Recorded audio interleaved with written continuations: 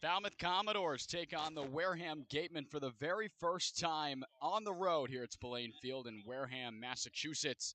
We're happy to bring it to you here on the radio waves of the Falmouth Commodores radio network. Matt Venezia alongside Zach Serdenik and Destiny Sanchez ready to bring it to you here on the road with Falmouth looking for win number 4 in a row.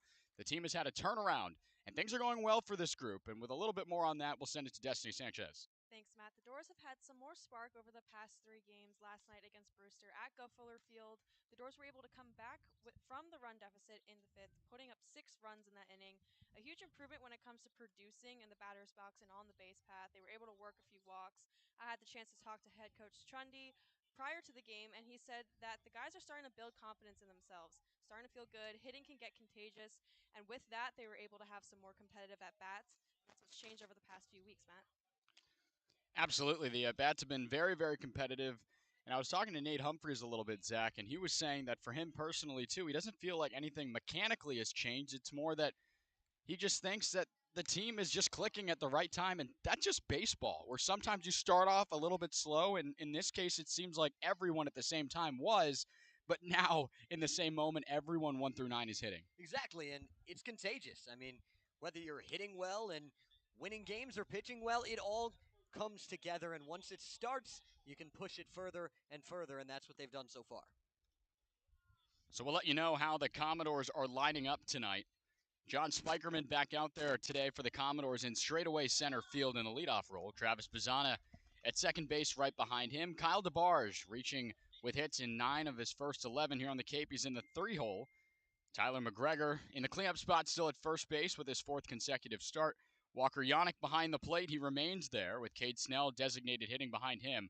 Joe Redfield, he's out in left in the 7th spot. Gavin Keelan at shortstop. He's been phenomenal coming off multi-consecutive hit games over the last few. And Nate Humphreys in the final spot out of Dallas Baptist. He's out in right with all those guys taking on Brett Witrowski. He's on the hill today for the Gatemen. And you got to try to get to this team early. They've had success when scoring first in games, with the exception of yesterday with the comeback over Brewster. The Doors have really done well when they can get out to an early lead and allow that pitching staff to go to work after that.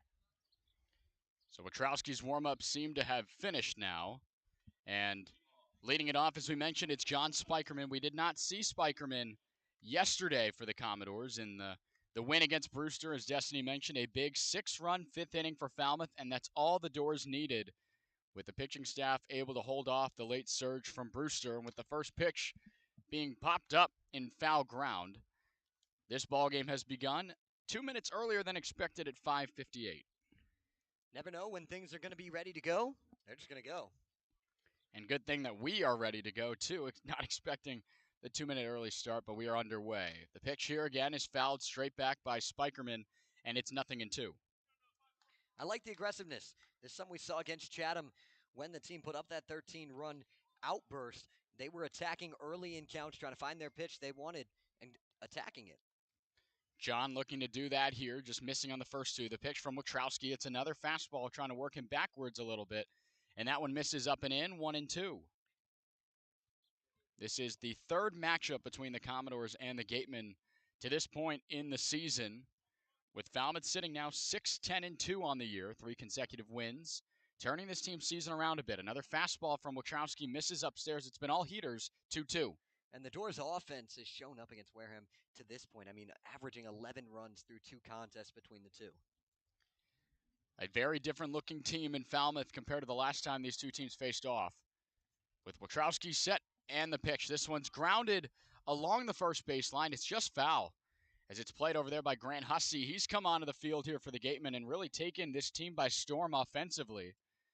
Had a grand slam a couple of nights ago and has driven in a lot of these Wareham runs for a group that right now sits 3rd in the West at 8 wins, 8 losses, and 2 ties. Out of the stretch, the pitch from Witrowski, trying to paint the corner, not getting the call. And the count from 0-2 is worked to full. Really good at bat from Spikerman, seeing a lot of pitches and making him work. So the Commodores trying to work for that leadoff base runner to find a way, and John Spikerman, Travis Bazzana behind him. And the pitch from Witrowski, this one's popped up in on the infield, maybe just into shallow straightaway center. It's the shortstop Murillo who will make the play out there, and Spikerman retired after a good battle one away. And you'd like to see a better result than a pop-out, but at the end of the day, you saw a lot of pitches. You worked a good at bat. Now you have some intel to kind of bring to the rest of the team as you try and get things going, and you push the pitch count of Wachowski a little bit up. Travis Bazana in there now, was hitless yesterday in 4 appearances, walked and was out 3 times, but he steps back in there now, taking this first one for a ball. Bazana 3 of 25 to begin his Cape time here with the Commodores, now settling in relatively of late. The 1-0, looking for the outside, got the fastball in that spot, 1-1. Just got to keep battling. Water finds its level, and this is a really talented bat at the top of this order for a reason. That it is, trying to still find it here. He fouls one off himself here, with Yadi Hernandez coming out to grab it. It was in fair territory just in front of the plate on the left side, but because it went off of Bazana, that's why we do it again. The good crowd gathered here at Spillane Field. The first time that we have been here, as we mentioned at the top. Home of Wareham High School's baseball team here, with the Gatemen playing here in the summer, obviously. The 1-2. Another foul ball towards the dugout of Falmouth. Bazana will step out of the box, adjust his batting gloves, and get right back in. Wachowski has 2 different fastballs that he'll use. Has 4-seam more pitch and then a sinker type pitch as well, along with his slider and an occasional changeup. Wachowski's offering, cut on and missed. Way late on that fastball, up and away. The first strikeout of the day for Wachowski here in the first inning with 2 away.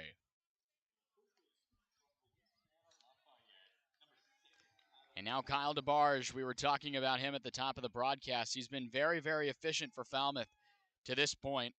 1 for 4 yesterday, had a base hit in the 7th inning. At that point, Falmouth's offense was done because it all came in the 5th inning. But he steps in now with 2 gone and nobody aboard. Takes the first fastball up above his head. Over the middle of the zone, though, it's 1-0. Hits in 9 of his last 10 games here with the Doors. He's really been able to find his spark in the middle of that order. That he has. Fastball low and away from Wachowski, and that one gets the zone as the right-hander for Wareham has found the zone, making it 1-1.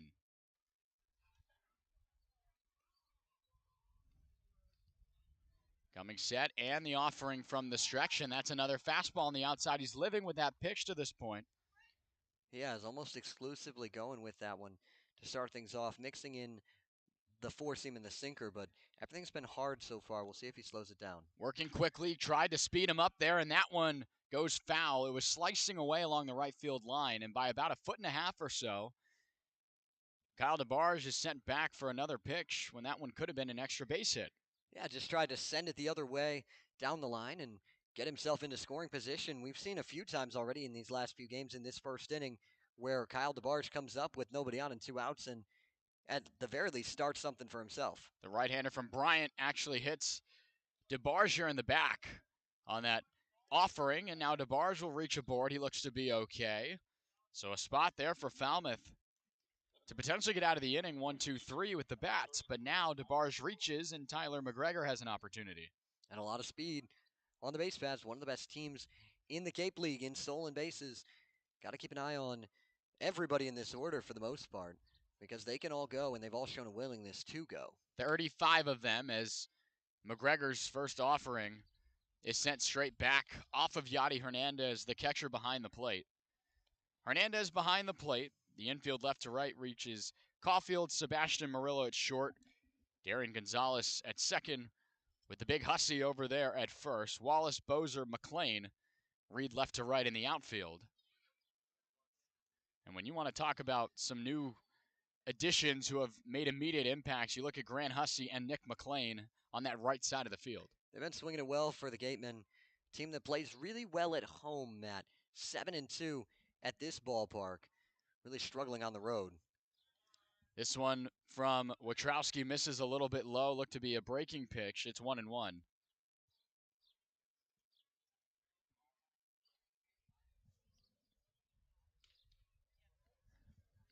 Wachowski coming set, keeping an eye on DeBarge. And now he will go throw back over there with Hussey out of West Virginia, keeping him close there. And we'll see if DeBarge maybe could be on the move with 2 away. And before the last pitch, it looked like he tried to get a good jump on it and was going to take off, but Wachowski held a little bit longer and forced him back to the bag. Now he's set up there. DeBarge is going. This one's chopped foul. It was a designated and designed hit and run there in the 1-1 count. And McGregor sending it straight back means DeBarge will have to go back with now a ball and 2 strikes in the count.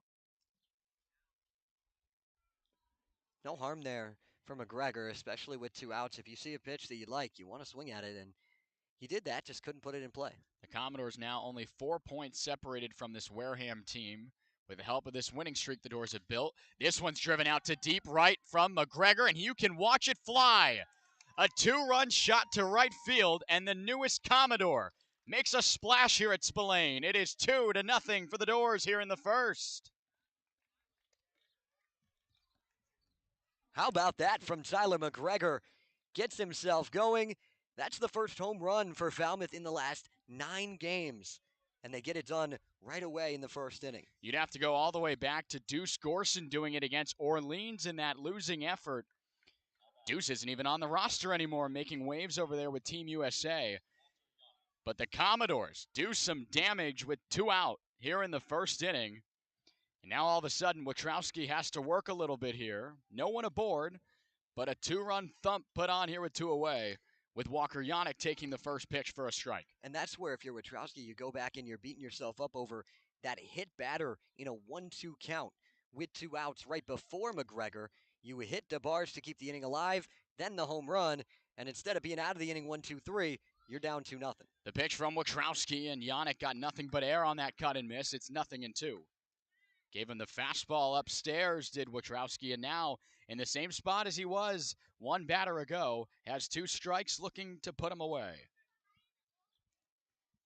Wachowski coming set, rocking his feet a little bit, and now he goes. This one looks to be a slider low and away. A good take, makes it 1-2.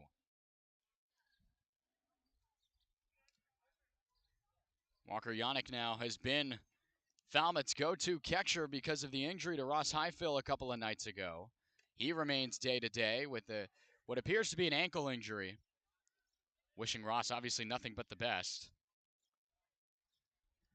But now with 2 balls, 2 strikes, and 2 away, Wachowski, now with nobody aboard, still works out of the stretch. Again, comes set from the waist and now fires. This one's a fastball and taken for a ball up and away. Yannick again, he's battling now. It was 1-2. Now to full. It's been a characteristic of this winning streak for the Doors, working good at bats 1 through 9. Everyone wants in on the action. That's been the most noticeable thing from me here, Zach. The full count pitch, that's a slider, never had a chance. It was away the whole time. And again, 3 consecutive Commodores have reached, all with 2 out. Saw this last night in the game as a whole, but in every at-bat right now, the Doors are just never out of it until the very end. So that presents an opportunity for the 6th man here in the inning, Cade Snell, the designated hitter. Haven't seen him in the past couple of nights, but he makes an appearance here in the designated hitting role for Jeff Trundy in his 25th season here. Trying to get another big bat in the lineup here. Cade, one of those bats trying to get going here a little bit with Falmouth. Hitting .312 on the season to Snell, 5 of 16.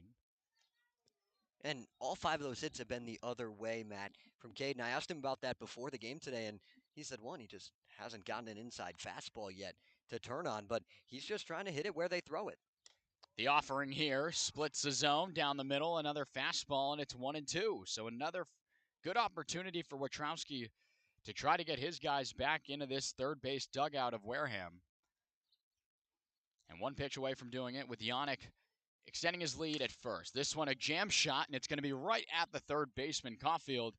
And he makes the play, but not before a 2-out bomb to right field to get us going here at Wareham. That's a nice job by Tyler McGregor getting the Doors on the board. It's 2-0 for the good guys here on the Commodores Radio Network.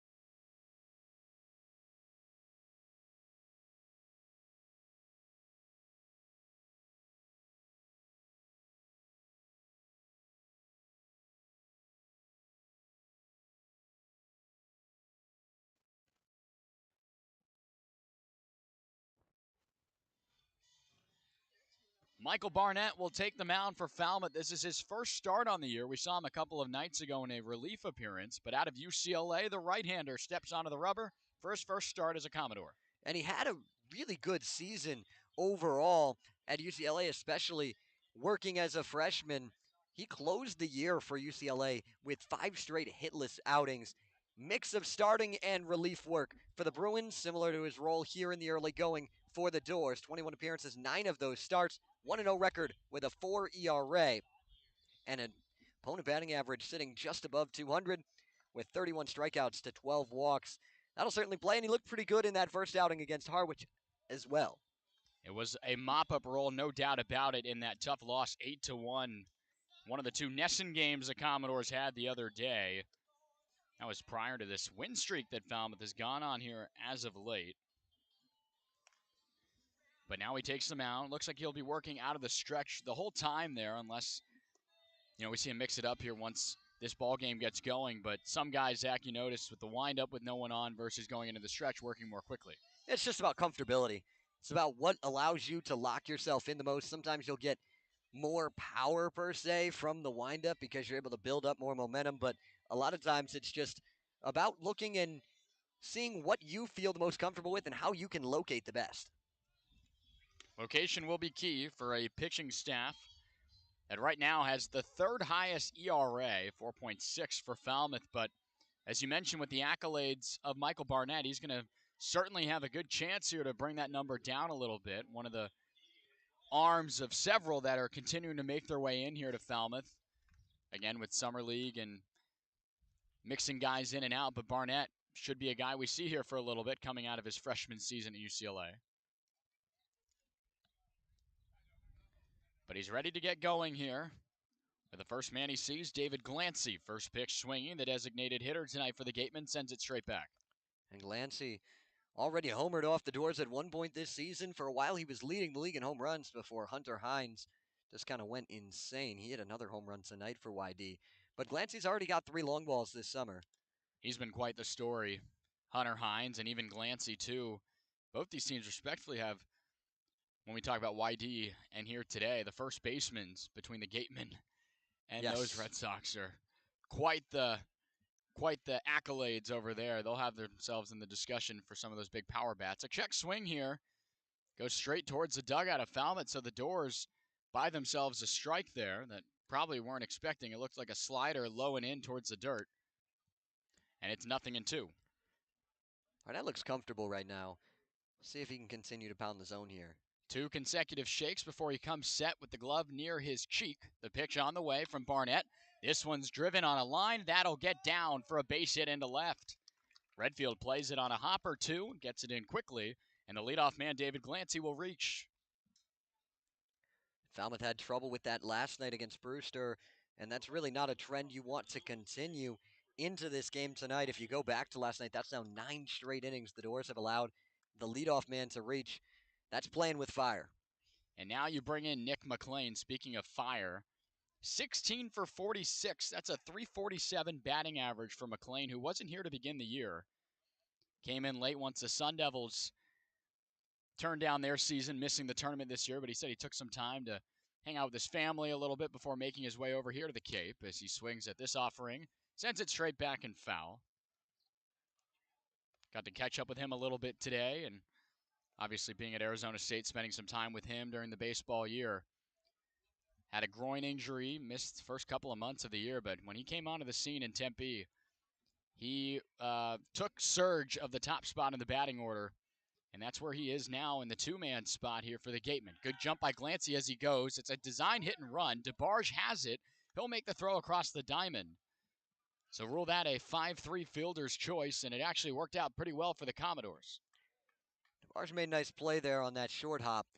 That's not an easy one. He came in potentially looking like he was going to try to catch that ball, but made the right decision to kind of let it bounce and did a nice job. And now Landon Wallace will step in. He was also another one of those later additions out of West Virginia.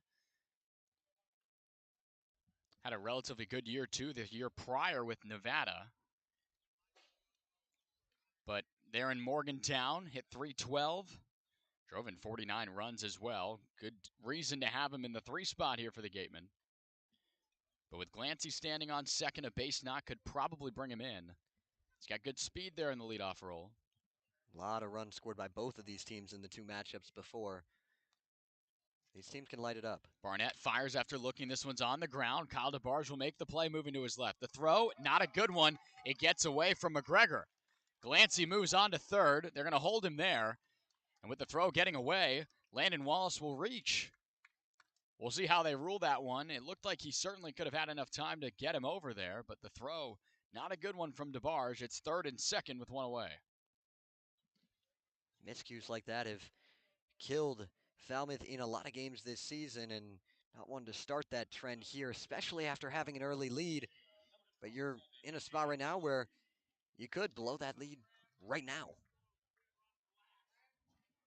We'll wait and see what they rule it, but I would be willing to bet that they're going to give DeBarge an error on that one, making it an E5. So now Barnett, a little bit of trouble to work with here, trying to find a way. First pitch swinging. This one's going foul along the left field line over our heads. So again, Barnett at least getting ahead relatively early as some of the, other than that base hit, a little bit of trouble here just from situationally out in the field with that error and allowing the base runners to advance. A base hit would tie this ball game, you'd have to imagine, now with Hussey standing in, the big bat out of West Virginia, as we mentioned. Went fishing in the dirt. That slider came up empty, 0-2. 9 pitches, 9 strikes for Michael Barnett to start this off. He is well on his way right now in finding the strike zone. But Hussey up to this point, 2 home runs, 13 RBIs. And that's 10 of 34 hitting. Barnett fires another one. He got him missed. That's 3 straight strikes in that at-bat. Another breaking ball there from Barnett. Big strikeout and the second out of the inning. And now the defense of Falmouth can return to normal depth. And he threw that one towards the back foot of Hussey. And that's a spot where I was going to say, we had said 9 pitches, 9 strikes. You don't want to throw one in the zone 0-2 to a hitter like Hussey. And he didn't, but he got him to chase it. The first strikeout for Barnett. Struck out 31 as a Bruin earlier this year in his freshman campaign, as we talked about. From the stretch here with the 2 base runners. Drops a slider in there perfectly for a strike over the middle to Bobby Bozer. He's locked in right now. Barnett yet to throw a ball, as you mentioned to us a second ago, Zach, and continuing to paint the zone every which way he wants, and he's gotten guys to reach out of the zone as well. The 0-1, that one's just off the edge. Looked like a cutter there. They just kept going away just a tad, and I think a flip of a coin, either umpire probably could have called that one a strike. Barnett, a shake there as he now comes set, bringing the glove high up and moving his right leg just a little bit. Now he lifts and fires. That one's popped up. McGregor might have a play on it, moving in foul territory by first, and it gets over the fence and foul. And again, another situation, ahead in the count with 2 strikes. The Commodores 1 strike away, 1 out away from avoiding the trouble here from Wareham. Be a massive momentum piece here for Falmouth early in this game. The pitch here from Barnett, that's a slider off the plate and away to the right-handed bat of Bozer, who stares his bat up and down here. Doesn't step out of the box, and now will adjust himself, ready for the next pitch. 2 balls, 2 strikes with 2 away. 2 Gatemen on the bases here that the Commodores are trying to strand. The pitch from Michael Barnett, that one's in the dirt, a really good block by Walker Yannick. May have been a fastball there that got spiked. Never really had a chance there. And now you work to a full count. And with the way that came out of the hand, I'm not surprised at all that Yannick immediately asked for a new baseball. He's got the new one in hand here, does Barnett, who again from the stretch offers the full count pitch. This one's popped up. Moving into foul territory by Walker Yannick just off home plate, and it'll go over the fence again. A good battle working here for Bobby Bozer. Yannick will walk back, put his helmet back on as he gave that one chase over the head of the dugout of Falmouth, with Jeff Trundy on the top step here looking on. Bozer had a lot of strikeouts at USF, and we've seen him strike out a good amount in this at-bat, or in this matchup. Here's the full count pitch. That's a fastball that runs inside. He walked him. First walk surrendered by Barnett. No damage yet, though. as there was a base to give, but they are fully loaded now with the next man, Dorian Gonzalez, stepping in. And what I was just going to say with Bozer is that he's worked a good at bat, and a lot of these guys have from Wareham, even though Barnett's been pounding the zone. Find yourself with some pressure pitches early for Barnett. Gonzalez, to this point out of Miami, 8 for 33 on the Cape season. Fastball here from Barnett, never had a chance to the left-handed bat of Gonzalez, who steps out and adjusts the dirt there in the left-handed batter's box. The Gatemen rocking their red uniforms today. White home pants against the Commodores' traditional away look of the black jerseys with the gray pants. The offering from Barnett. Fastball again missing in the same spot up and away. It's 2-0. The first time we've seen Barnett fall behind here. With the infield in normal depth, playing a little bit back as everyone, just a tad. Favoring the pull side, though, because of the left-handed bat along the right side of the infield. The 2-0. This one's on the ground. That one's going to get into right for a base hit. One run's going to score. Landon Wallace right behind as the throw gets almost cut off. It looked like McGregor was going to cut it off. That's going to be a 2-run single from Dorian Gonzalez, and this ball game's tied immediately after the Doors put up 2 in the first. And that's where it hurts to not be able to get out of that at bat with Bozer ahead in the count like that. Had a chance to get through the inning, and instead we're all even, and you're still not out of the woods yet. Not even a little bit. 2 runs come in to score there. Bobby Bozer was actually able to advance to third because of the throw not getting cut off. And it's a 2-2 ball game here immediately after Falmouth scored. First pitch swinging, Murillo chops it to third. Long throw across for DeBarge. In time, this throw a good one. The Commodores do strand those 2 base runners, but not before they were brought in on that base hit by Dorian Gonzalez. The Gatemen waste very little time to find the equalizer. We're through 1, and it's 2 aside here at Spillane. We'll be right back on the Commodores Radio Network.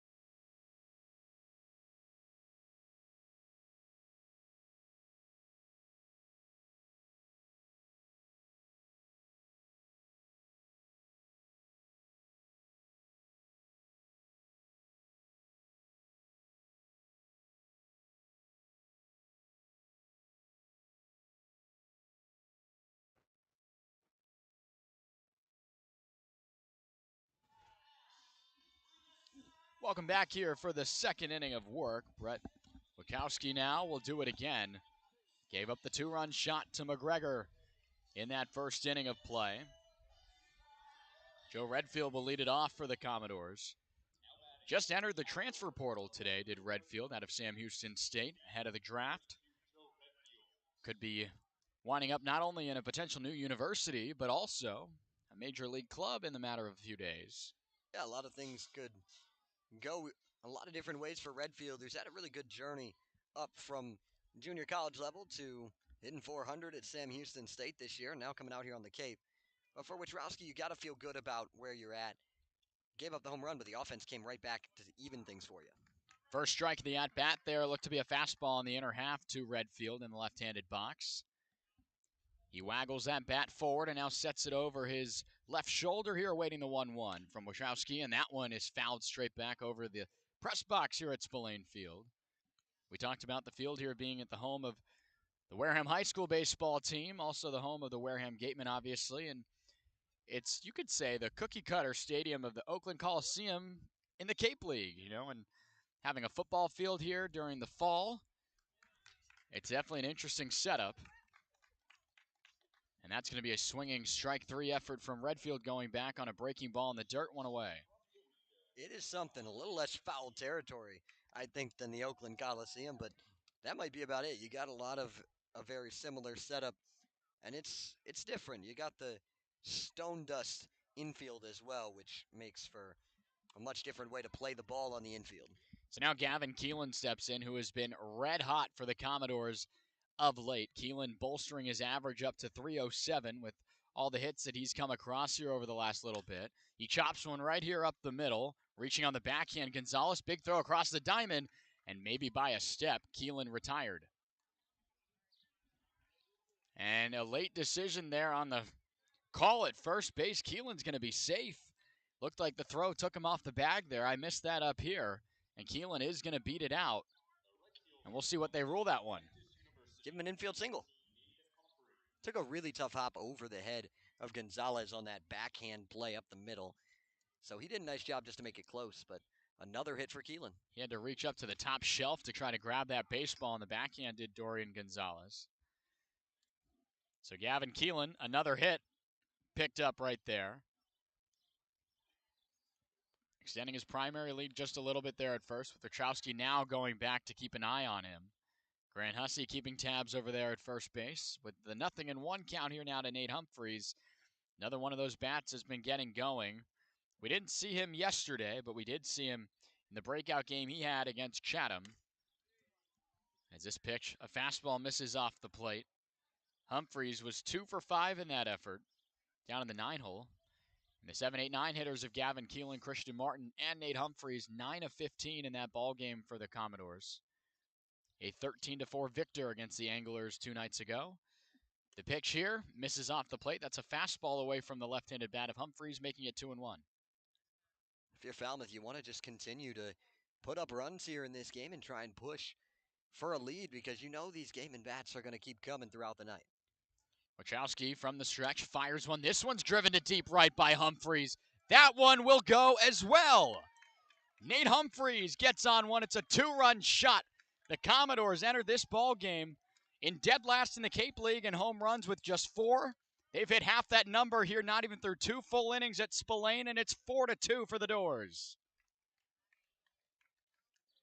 You love to see it from Nate Humphreys. Finding him a pitch he can hit. The wind is blowing out here, and you can tell early. These guys are swinging it in the early going of this ball game. The bottom of the order of Falmouth has struck again, with Keelan getting aboard on the infield hit, and then Nate Humphreys. And I was talking to him during batting practice about it. With his numbers that he had at Dallas Baptist, you knew it wouldn't be long before he could get going. 14 home runs with 53 runs driven in. Better than a .640 slugging percentage for Falmouth's outfielder here tonight. And my goodness, that one, as you mentioned, with the help of the wind, may not have even needed the wind blowing out there to right. That one had a lot on it. But Spikerman now back up to the top of the order in the second inning. He worked a full count at bat and then popped out to the shortstop Murillo. The 1-1 count. Wachowski now comes set. Nobody on base here. The 1-1 pitch. That one's hooked foul by Spikerman along the right field foul territory, making it 1-2. Just trying to keep momentum going.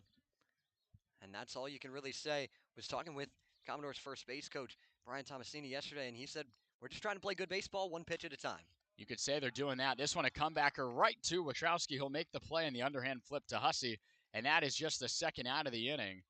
Quick damage being done here by Falmouth, though. That's exactly what happened with the home run by McGregor, the hit by pitch, and then just a couple of pitches later, McGregor comes in with a runner aboard and puts one over the right field wall. There are 2 out now for Travis Bazana. He struck out rather quickly for Falmouth in the second batter up for the ball club here today. First pitch swinging, and he chops that one foul along the right field line again. I like what he did there. He immediately looked down to the third base coach over on that side, and Brett Becker, and asked him, where was my front foot? Where was I at? Was I open on that? And trying to immediately analyze his swing in the moment so he can get himself back going. Just waiting for him to break out just a little bit. The 1-1 from Wachowski. This one's on the ground. Dorian Gonzalez has a play on it. The flip over to first base. Hussey receives it for the third out of the inning, but not before the Commodores bats make another splash, this time in the way of Nate Humphreys. A 2-run shot to right puts Falmouth right back up in front by 2 once again. We go to the bottom of the second when we come back here on the Commodores Radio Network.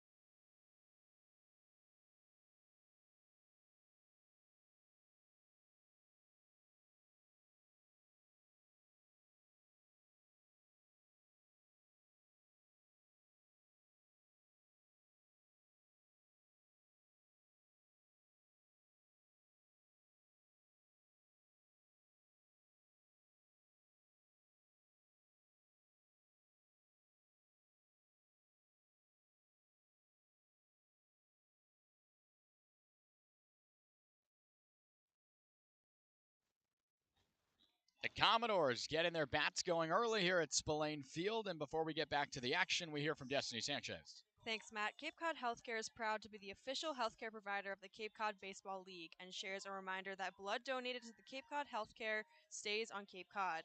Help to save the lives of your friends, family, and neighbors. Learn more at capecodhealth.org/blood center. Cape Cod Healthcare, caring, commitment, community. Thank you very much, Destiny. Yes, keep an eye on the healthcare. Right now, the way the guys are swinging, their bats are very healthy for these Falmouth Commodores, who have Michael Barnett out there for his second inning of work, looking to put up a 0 here after Falmouth immediately getting the lead right back off the swing of Nate Humphreys. That one was a pretty shot out to right. It was, and I liked what I saw from Barnett in that first inning. The 2 runs he gave up were unearned after that error, and he was around the zone the entire inning, and that's really all you can ask for is for him to attack the zone, throw strikes, and be efficient, and he did that. So now Barnett gets to go against Yadi Hernandez. The first pitch, a breaking ball, in and out of the glove of Walker Yannick, but it was still a strike regardless, getting the call behind the plate. 0-1 quickly here for Barnett.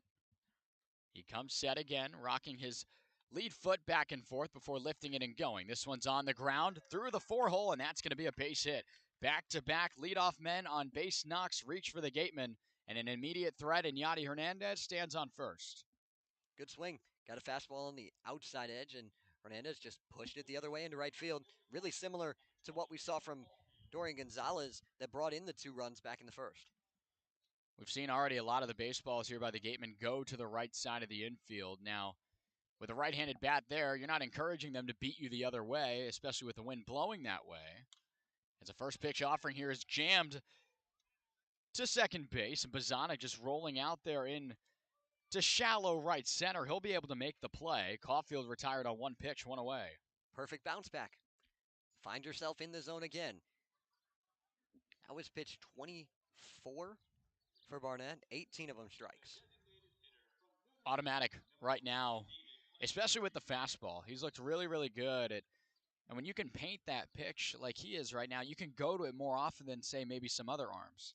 You have, and I will say, Wareham's done a nice job of timing it up at times, getting themselves already 3 hits, but at the end of the day, if you're throwing strikes, you want to make sure you locate and keep it off of the middle of the plate, but at the end of the day, a strike is what you're really asking for. To the credit of the Gatemen, they've been working good at bats as well here against Barnett, though. Michael finds his first strike here of the at-bat to David Glancy back up to the top of the order. As quickly as the Commodores have gotten through the first 9, now in the second inning, the Gatemen, too, have flipped the lineup card. A ball and a strike with 1 away. Still standing on first is Yadi Hernandez. The pitch here, this one's roped out to right. Giving chase is Humphreys. He will make the play on the run. I don't think Yadi Hernandez was expecting it. The big throw into McGregor on a hop. Just barely not in time. Nate Humphreys on the 2-run shot nearly just equalized that defensively with a massive throw in, and by a foot is not able to double off Hernandez.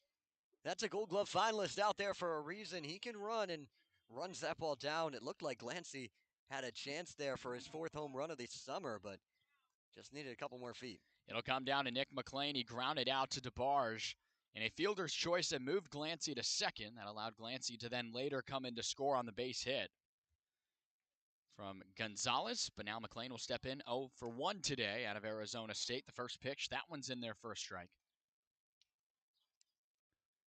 Got a couple of really good switch hitters, one on each side in this game, and that really adds a lot of your value in a game in baseball that is trending towards the matchups and the platoons, especially at the professional level. Really patient job there by McLean to take that fastball just off the outer third of the zone for a ball. 1-1.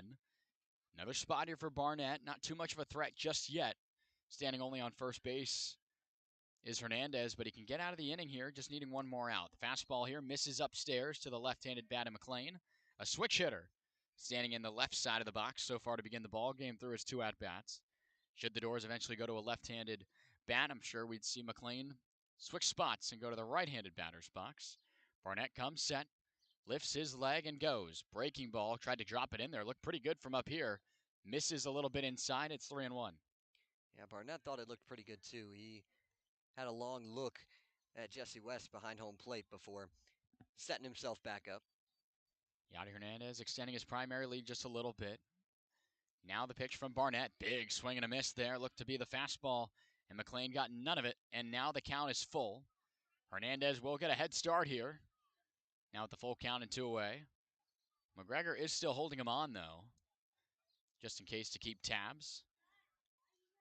And a pickoff move going back there. That could have just been set up, though, to try and at least just keep him honest over there. We'll see if McGregor decides to get off the bag here. And McGregor yelling, Mike, I'm behind. Now he gets off the bag. So certainly was designed there just to at least check on him. Pretty aggressive primary lead in Hernandez, and the offering as he goes. Fastball never had a chance. That one's up and away. And McLean will reach on the walk, extending the base runners to second and first with 2 gone here in the Wareham home half of the second. Couple of 2-out walks issued by Barnett. Only had 11 balls, 8 of them in those 2 counts, and that extended the first inning, allowed for the 2 RBI single from Gonzalez. Let's see if he can flip it here and shut this down against Wallace. Wallace now in. He reached on the error from DeBarge over at third in this first inning of the ball game. Came around to score on it because Gonzalez got a chance to bat. Would rather not see that same outcome here in this at-bat with Barnett trying to set him aside. The 0-1. This one's roped on a line and a leaping grab by Bazana just to the right of second base. If that one gets down, this ball game is probably cut to a 1-run lead for Falmouth. A big 0 put on by Barnett and the defense of Falmouth. It's still 4-2 for the good guys here on the Commodores Radio Network.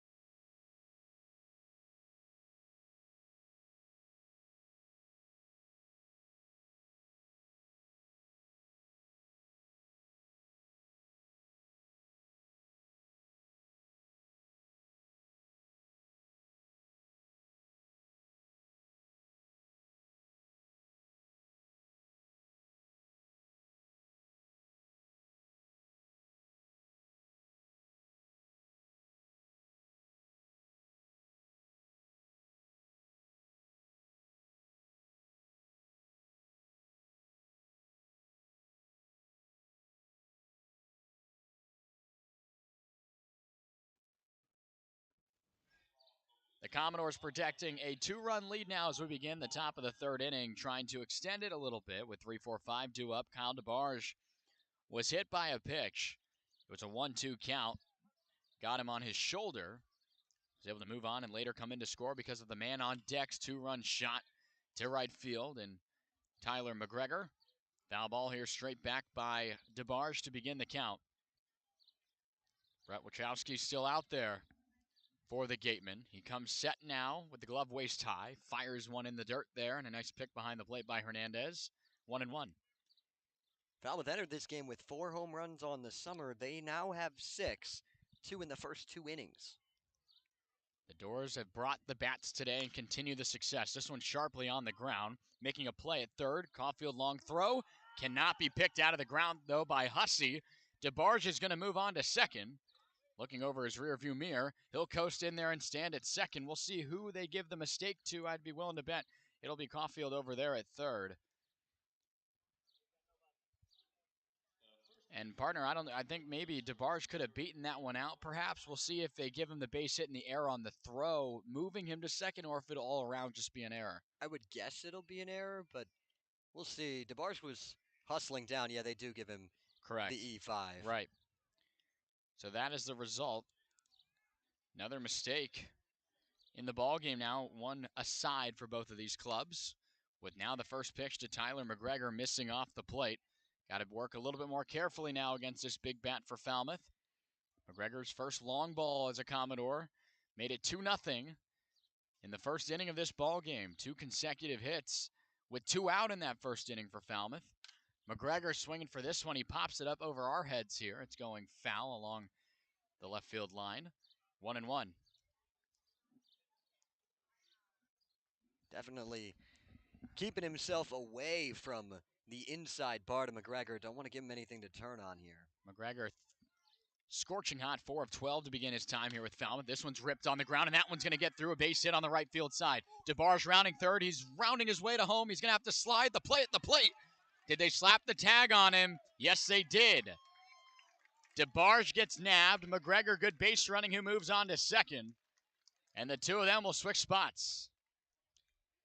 Normally you like when the two guys switch spots when you got a man on second, but not when he's thrown out at the plate there.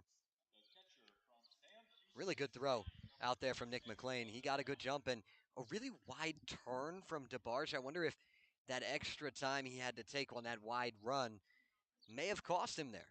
The throw was just a tad up the line, perhaps, to where Hernandez fielded it.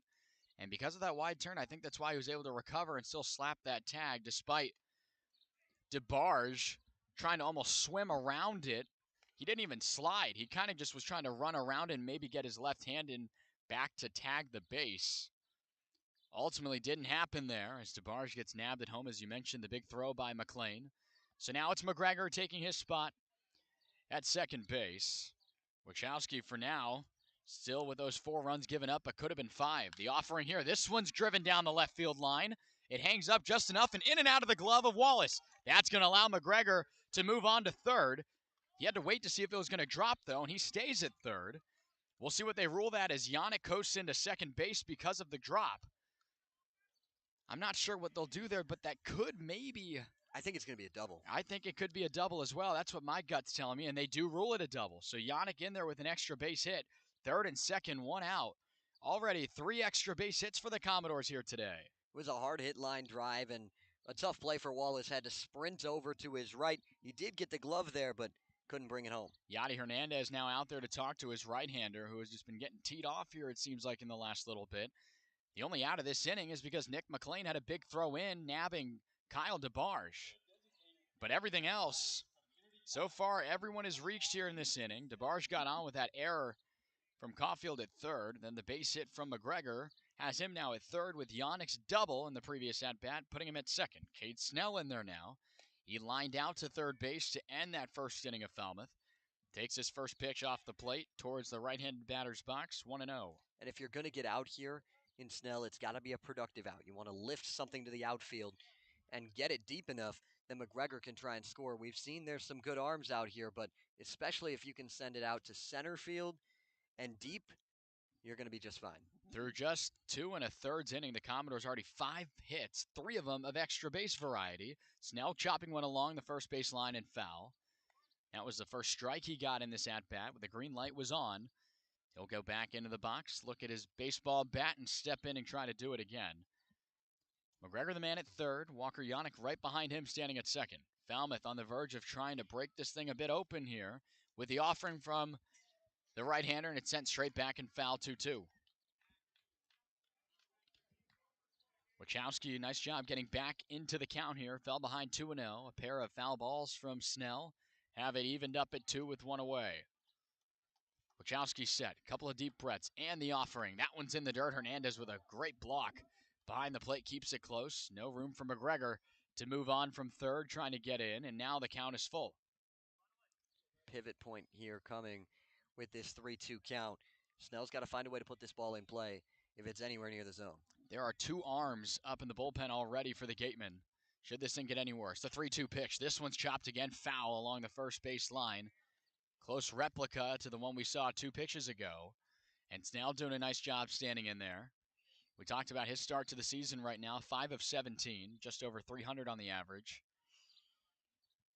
No runs driven in just yet, but it's got 2 ducks in the pond to bring in, and he could get it on just a base hit. The offering, he's way late on the fastball, swing and a miss. Big second out picked up by Wachowski. It'll come down to Joe Redfield to bring in the insurance on the bases of Falmouth. That's what I was talking about with the productive out needed, and a good battle work there, but Wachowski gets himself a strikeout, and that keeps those runners standing on the base paths. Now the Gatemen can recover into normal depth with the left-handed bat. Not much of a favor to the pull side here. Everyone looks in normal depth. First pitch here in the dirt.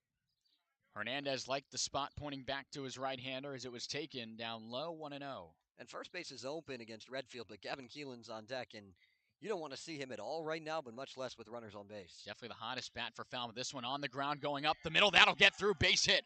McGregor's in to score. Rounding third, and Yannick will stand up all the way into home. It's a 2-run single and a pair of RBIs picked up by Snell. Or check that, Redfield, and it's now 6-2 for the Doors. 2 consecutive runs come in this inning, and now in every one of these innings for Falmouth, at least 2 runs have come in to score. That's what you want to see. You need to continue to push. This Wareham offense, we talked about it, they can put up runs, especially at home at Spillane. So the more you can push, the better your stuff's going to look. It's also worth noting they are never really out of ball games at all. Every time we've checked to see how our neighbors in this division are doing when we're at home or somewhere else, always late in ball games, the Gatemen have had a pair of pretty wild wins. They're not used to a lot of these games that are decided relatively early. They make every opportunity count in terms of getting your 9 at-bats in a ball game. And more often than not, at the end of the game, even if they lose, they're going to have the tying run at the plate or on the base paths in the 9th inning. The 1-1 here to Gavin Keelan, a breaking ball in the dirt. Hernandez keeps it close, makes it a 2-1 count now. Keelan, with 1 out in the second, had a base hit. Then Nate Humphreys, who stands on deck, sent one over the right field wall, making it 4-2, but it's now 6-2 for Falmouth. This one's chopped again by Keelan. Relatively same opportunity. Really bad hop at second. It gets through into right. Redfield, good heads-up running. He slides in, and he's in there at third. That one hopped over the glove. I think that's going to be another base hit in on the infield. They're on the corners with 2 away. And now Nate Humphreys will stand into bat. Welcome to the Stone Dust infield here at Spillane. If it hits a little bit of an interesting spot, it's going to take a wicked hop, and it did right there.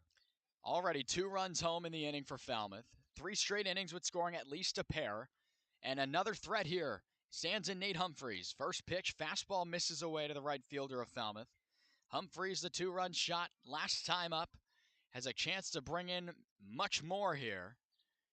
With Keelan at first, Redfield on third. The offering, swing and a miss, was late on the fastball. It's 1-1. Going back to Keelan's single again, another multi-hit game already for Gavin Keelan. That's 3 straight. He has been in fuego for this Commodores team. And he's been down in the bottom of the order doing it too. You might want to see if you want to move him back up. The 1-1, Humphreys fouls this one off straight away over the press box. And a chance for Wachowski and these Gatemen to get out of this inning. But the Falmouth bats, not even just Keelan, all of them scorching hot at the moment right now. A ball and 2 strikes. The offering, swing and a miss, and that will do it for the inning. By no means was it easy for the Gatemen. Runs continue to come in for Falmouth. This time, a 2-run base hit by Joe Redfield. Brought in 2 Commodores, and the offense continues to splurge here on the road at Spillane. It's 6-2 Doors. We go to the bottom of the third here on the Commodores Radio Network.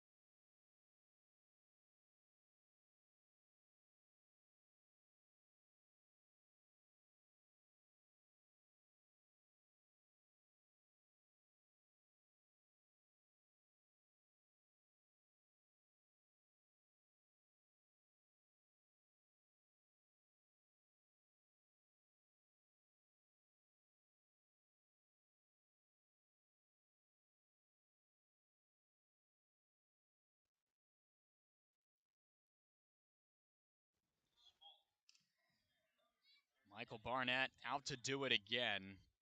His offense right now giving him a ton of run support, but you off the air just said, Zach, at this ballpark against this team, you can never have too much. Yeah, you're going to need some more because there's a good chance that 6 isn't going to be enough in this ball game. Going to have to keep pushing the pace if you're the Doors and try and put up as many zeros on that scoreboard out of right field as you can under the Wareham side. Grant Husty now to lead off the inning. Struck out on 3 pitches last time up, and he sees one here taken all the way from Barnett, who's now out there for a 3rd inning of work. A 4-run lead for the Commodores. 2 different 2-run shots by Falmouth. As that one swinging a miss in the dirt, another breaking pitch from Barnett. He's ahead 0-2, and then in that 3rd inning, it was Redfield's base hit into right field that brought in 2 Commodores. Barnett looking for the sign out of the stretch. He shakes one off from Yannick, and now will come set. The offering on the way. That's a fastball missed away. 2 consecutive opportunities when you look back at the at-bat with Hussey, trying to work backwards just a little bit. That was a fastball that missed off the plate. The first ball Hussey's seen to this point in the outing. The 1-2. That's the breaking ball. Missed low and away, evening up the count at 2.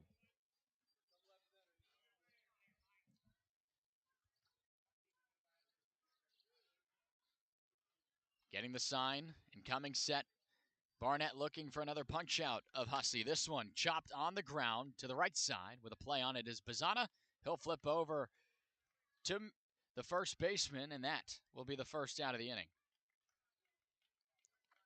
Bazana's just smooth. We've seen him do it all, making plays up the middle, going and tracking fly balls out into shallow right field, and then snaring that line drive to end the 2nd as well. Rolled out a 4-3 from Bazana to McGregor. And that's the first out of the inning with Bobby Bozer stepping in. He walked last time in the 1st inning. He was one of 7 Gatemen to reach in that 1st inning. Reaches and get an opportunity to hit. Obviously, not all 7 of them getting up and on base, but he takes this one here just off the plate. 2-0 now ahead of the count. He was stranded at 3rd after that walk that he had. It was a full count offering. Really good battle, but ultimately Barnett not able to win that one. Trying to get back here, though, and he gets back into the count with a fastball there on the outer 3rd. Continue to talk about it, but Barnett's been really impressive. This is the first time we've seen him in a game that we've done because we weren't on the airwaves for the first game that he did, and he's been good. The 2-1 offering. Looked to drop the breaking ball in there perfectly, and he did. So from 2-0, now Michael Barnett finding his stride here in this at-bat. 2 balls, 2 strikes. On the front door, Bobby Bozer. Let's see what he goes to here, trying to get the put away. The offering, the 2-2. That was the slider. It got away. Missing low and away. No one on base, though, so not a problem. Now the count is full. Had the back kids racing for that one. One on the Wareham side, one on the Falmouth side. Falmouth back kid won that one. Those are the matchups you like to see away from the ball game here. The full count pitch from Barnett. Breaking ball. Stays away. Very, very close, but it's 2 straight walks for Bozer to begin this ball game. And once again, a threat on the bases here in every inning so far for the Gatemen, who now trail by 4, but in each of the previous 2 innings, they at least have had chances to bring runners in. Yeah, there's been a lot of base runners between both sides. You mentioned that Bozer took that pitch pretty close. He didn't really think it was close. He immediately took off. I don't know if that was maybe to try to sell it or what, but it was outside, but not by much. First pitch swinging, sending it back is Dorian Gonzalez. Gonzalez responsible for the 2 runs of Wareham. It was back in the 1st inning, a 2-run base hit single. Immediately tied up the ball game after McGregor's home run. Didn't take long, though, for the Commodores to get him right back with now 4 consecutive. Barnett's pitch, a fastball that had Yannick literally jumping out of the crouch to reach it there. Kept it close by, though, a ball and a strike. Yeah, that can't be comfortable for the arm of Yannick having to reach back for that one as well. But when you're behind the plate like that, you'll do what it takes to keep the ball in front of you, and Yannick does just that. 1-1. Barnett lifts the leg and goes. That one's fouled straight back off of the school building. And then right back and redirected. May have gotten a fan there. He looks to be okay. Hands the baseball off to a young fan. Good to see everyone okay there. Makes it a ball and 2 strikes. Moving the bat back and forth, waiting for Barnett to get set is Gonzalez. He is set on the mound, though, is Barnett. Lifts the leg and fires the offering. Breaking ball right back in. Strike 3 called. He's not a believer of it. A very, very slow walk back to the dugout of Wareham. But a strikeout picked up there for Barnett. Just his second of the day, and that's a big second out for Falmouth. Pinpoint accurate there from Barnett. Dots up that corner. Pick up the strikeout. Dorian Gonzalez not happy with that one at all. Even kind of touched up the dirt there in the batter's box before heading back over. Going on the first pitch. The throw down, the tag, not in time. Just barely did Bobby Bozer get his hand in there prior to the tag. Bazzana really, really thought he got him. I think Bazzana knew he didn't get him. Bazzana coming across, doing a swiping motion. I think he knew that he kind of didn't put the tag down cleanly and didn't come across it smoothly as he was trying to get that baseball on the pick. I think he's a little frustrated with himself because I think he knows he could have had him. I think the throw certainly was in time. A really good one from Yannick. But Barnett looking to just strand that runner that now stands on second. This one on the ground, reaching over is Keelan. It eats him up a little bit, and he's going to have to just eat this one. We'll see what they rule that. The infield here really getting to some of these guys. It appears like that will go against Gavin Keelan. And they're on the corners with 2 away. It's tough on this infield. It's so different from what these guys play on a normal basis. And it takes different bounces and things move differently. And they're going to give him a single on that. They really are keeping in mind the conditions with the infield here. With the gravel, what appears to be, or the stone dust is what some call it. But the mound here at Spillane, as well as the home plate area, dirt. So very distinct color difference. You have the dark gray along the bases and the infield dirt, but the mound and home plate area, your traditional light brown, tannish dirt color. As Barnett right back to work, 1-1 now, trying to strand the base runner who now are on the corners. It's Bozer on third. Sebastian Murillo stands on first. The 1-1. That one's in the dirt. A really good block there by Yannick. Makes it 2-1. Nice job to keep it in front and push himself towards that first base line. So if Murillo starts to go, he's got a really good angle to come up and fire down to second, but he also has a really good line of sight down to third base to see where Bobby Bozer's at. Yadi Hernandez led off the second with a base hit. Wasn't able to move past second, though, in that inning. This one's in the dirt. It gets away. Yannick has to go back and get it. And standing up and tapping the base to come in and score is Bozer. The wild pitch will get the Gatemen their third run of the game. Murillo advances to second. And not what you want to see there. A run comes in for the Gatemen. It's not the wild pitches have, again, reared their ugly heads here for the Doors. And that's going to go as an earned run there after that infield single. It's kind of unfortunate there for Barnett. He got himself a ground ball. The 3-1 pitch. That one might just die out in shallow right center, and it will. Rounding the bases and coming in to score is Murillo standing up. 2 home here for the Gatemen, and we talked about it, partner. They just never go away. It's 6-4 here in the third. They don't. You're going to have to score some more runs if you're Falmouth and try to lock this thing down, but I don't know that 6 is going to be enough in this game. Garen Caulfield, the Wildcat, now will step into the box. 2 already home here for the Gatemen. The tying run stands in the box here. Very, very different outcome so far with all these runs compared to all the runs we saw in the very first meeting these two teams had on opening day. It was a 12-11 finish for Wareham, but a lot of mistakes, 4 errors for Falmouth. A lot of unearned runs in that game, but this time around, though, they are being earned because there's been a lot of hits already for both teams aside. The 0-1, that's a slider missing away to the right-handed bat of Caulfield. I mean, you look at it already, 10 runs on 12 hits between the two teams, and we're not even through the third inning. Not the way that some of these arms would like the outcome really to this point to be, but the bats are certainly on full display from both of these teams. That the Gatemen have been hot relatively all season long with their bats, but Falmouth has come alive and come alive in waves here over the past 3, now really 4 games, continuing the stretch here. 2-1. Now it's picked out of the dirt by Yannick, a slider away, and it's consecutive 3-1 counts here for Barnett. There is activity in the Falmouth bullpen as well. We'll see how much longer the leash could be here for Barnett. He's been throwing a lot of strikes, but this inning here, it seems to have gotten away from him just a little bit. The 3-1. This one's chopped on the ground. Keelan's got to come in and play on the short hop. He does. Really good play there by Gavin Keelan, and a better pick the other way by McGregor. 2 come in for the Gatemen. The lead is still 2 for Falmouth.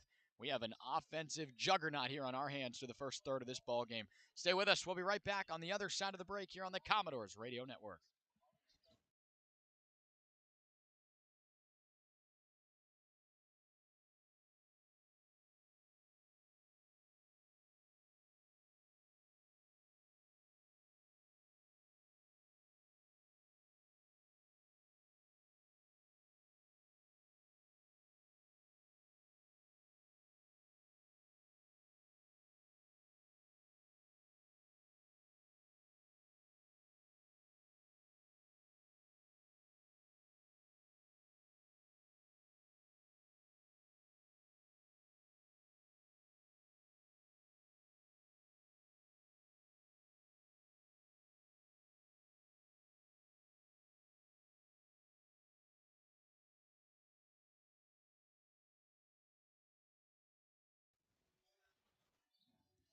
The offensive explosion continues here as we get ready for the top of the 4th inning. We know the score here at 6-4 Falmouth, but around the Cape, Destiny Sanchez has that.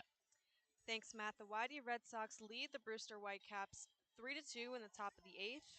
The Harwich Mariners and the Cotuit Cavaliers are tied 2-2 at the top of the 6th. The Orleans Firebirds and the Bourne Braves are also tied at 2-2 at the top of the 4th. And the Hyannis Harborhawks and the Chatham Anglers are in pregame. Thank you for that, Destiny. There's a new arm out there on the mound for the Gatemen to begin the 4th inning. The Chanticleer out of Coastal Carolina, Bryson Schaefer, will now toe the rubber from the left side. Bryson Schaefer, so far to this point in the year for the Gatemen, has been pretty good. 5 innings pitched, no runs allowed, 6 strikeouts to just 1 walk. He's trying to stop the bleeding, and he had good numbers at Coastal Carolina, at the very least in the win department. 5-1 record for him. That ERA up at 6.27. Playing with such an explosive offense can help you out in the win column sometimes. He had up and down numbers, 54 strikeouts to 31 walks. I was just going to say, I mean, he's definitely ahead in the strikeout to walk ratio, but over 30 walks. I mean, these Commodores have been working good at bats. We'll have to see what he's able to limit out there on the mound. But with that, Wachowski's day is over, one that he probably would want to fix moving into next time. With his numbers reading 3 innings, 7 hits, 6 runs, all 6 of them earned. He walked only 1 Commodore, though. The ball was definitely put in play off of him, and he did strike out 4. And that's very different from a Falmouth team that doesn't strike out a whole lot. 157 Ks in the box for the guys in the black jerseys entering tonight's contest. That's 6th in the Cape League, so they don't strike out a whole lot. But as we mentioned, Wachowski at least had that to his advantage before getting pulled to now allow Schaefer to come into this ball game. And the first man he'll see is the top of the order for Falmouth and John Spikerman. 1-2-3 due up here for Falmouth. From the left side, drops a slow Brender into there, swing and a miss. 0-1. And the first time Spikerman flipping sides over to that right side. And you mention it all the time. He does have the power, more of it, though, when he's in the right side, and that's where he is now. He was hitting balls a long way out from both sides in BP today. This one, though, won't go very far. It does go high, though, and on the infield. Coming in to make the play over at second is Gonzalez. That's the first out of the inning. So John retired. 0 for 3 to start the day for the Oklahoma Sooner at the very top of the Commodores order. Another man looking for his first hit is Travis Bazzana, who steps in now. Again, just trying to see him break out a little bit in this 2 spot for Falmouth. The first pitch, chopped foul. Right back towards the Falmouth dugout. Off the safety screen that the Bat Boys of the Commodores are hiding behind, staying protected and safe. Schaefer delivers from the left side of the pitch, trying to run it down and get the bunt down, and he does. Bazzana with speed. He's going to beat it out with not even a throw. Able to put down the drag bunt there and get the wheels. That's one way to get your first hit in some time and to start getting going. Bazzana's aboard with one away. It is, and not only did he get that drag down in a good spot, he didn't do it on the first pitch. He was swinging on the first pitch. That takes even less of a thought that the opposing team may have had in general that you were going to bunt. If you swing on the first pitch and foul it off, almost never are you going to see a bunt for a hit attempt on an 0-1 count, but Bazzana does it right there. So now it's DeBarge who goes first pitch swinging. This one might get down in no man's land, and it will. In shallow right center. Bazzana had to wait for it to get down, and he just barely gets in as the throw to Sebastian Murillo at short. Just a little bit late with Bazzana in there now. I was going to get ready to say that now with DeBarge reaching in all three tries, that's the first time he reaches with a hit. He was hit by a pitch and reached on an error in 2 consecutive tries. But first pitch swinging here, and he gets one to drop in shallow right center. Back-to-back hits here for the Falmouth Commodores. Set up McGregor with 2 on and only 1 away. The first pitch of this left-on-left matchup misses away to McGregor, 1-0. 2 for 2 in this ball game. The 2-run shot in the first and a base hit that he came around to score on last time. But 6 for 14 on the batting average right now for McGregor as he comes up empty on that big swing, but he has just been locked in today. A hit in every single game so far since his debut in Orleans a few nights ago. He really liked seeing Wichrowski. He saw him extremely well. A ball and a strike. Breaking ball breaks out of the zone into the right-handed batter's box away from McGregor. It's a hitter's count now for the big first baseman. 2 balls and 1 strike. Schaefer coming set. A long look back to Bazzana at second, and now he goes home. This one's popped over the press box and foul. It'll be 2 balls and 2 strikes. Only the second at-bat of the 3 that's reached 2 strikes here against McGregor. Trying to find a way to keep the line moving here. The 2-2 offering from Schaefer. This one's chopped along the third baseline and fouled the other way. Just off the end of the bat, that one appears to be, and we'll do the 2-2 again. This Falmouth team just continues to move up the rankings over this past couple days in this win streak. They were near the bottom, right around the 7th and 8th spot amongst the Cape teams in hits to this point in the year, but now up to 5th. And already with the numbers today, 9 hits. They're just 3 1/3. You would expect the Commodores to keep climbing up the offensive ranks across really all of those offensive categories. And this is what you expected with this lineup all summer long, and they're finally starting to get into that here. Schaefer delivers. That one is a breaking ball off the plate. Good take there by McGregor, and the count is full. 3 balls and 2 strikes. Bazzana had a good jump. I think he was going to steal there, and then he kind of tripped and had to hold up. The hit and run could maybe be on here. You obviously have to protect with 2 strikes, but to get guys a head start, you have a lot of speed on the bases, though, with Bazzana at second and DeBarge at first. The pitch, swing and a miss, a breaking ball in the dirt. McGregor comes up empty, a big second out for the Gatemen. And now it will come down to the bat of Walker Yannick to bring in the Commodores on the bases. Yannick, 1 for 1 officially. He walked back in the first. He had a double out to left last time, in and out of the glove of Wallace. A real tough play, though, to make running towards the line for Wallace. That's why the scorers here give Yannick that extra base hit. But needing one to get through here to get Falmouth another run. First pitch, fastball, across the plate in there for a strike. Want to find a way to try and regain the momentum after the Gatemen able to get a couple of runs back in that bottom half. If you can respond right away, can take some of the energy out of that. 8 hits on the season for Walker Yannick to this point. The 0-1. That one's in the dirt. A real good block there behind the plate by Yadi Hernandez. Looked to be the slider spiked in the ground. And you got to be careful. This backstop relatively deep. And with that chain link fence, too, you never know what way it's going to bounce off of it. If it hits it in a certain way, it could go flying. The 1-1 pitch. Yannick sends it slicing foul over the dugout of the Commodores. And now 1 strike away are the Gatemen. And Bryson Schaefer, give him credit where it's due, allowed the first 2 of 3 men that he saw reach. And then has settled in here nicely, though. 1 strike away from putting up a 0 here for the first time against these Commodores. The 1-2. Yannick just barely got a piece of that slider in the ground. Fights it off, and he'll step back in. Good swing there. Keeping yourself going and staying in this count and staying locked in.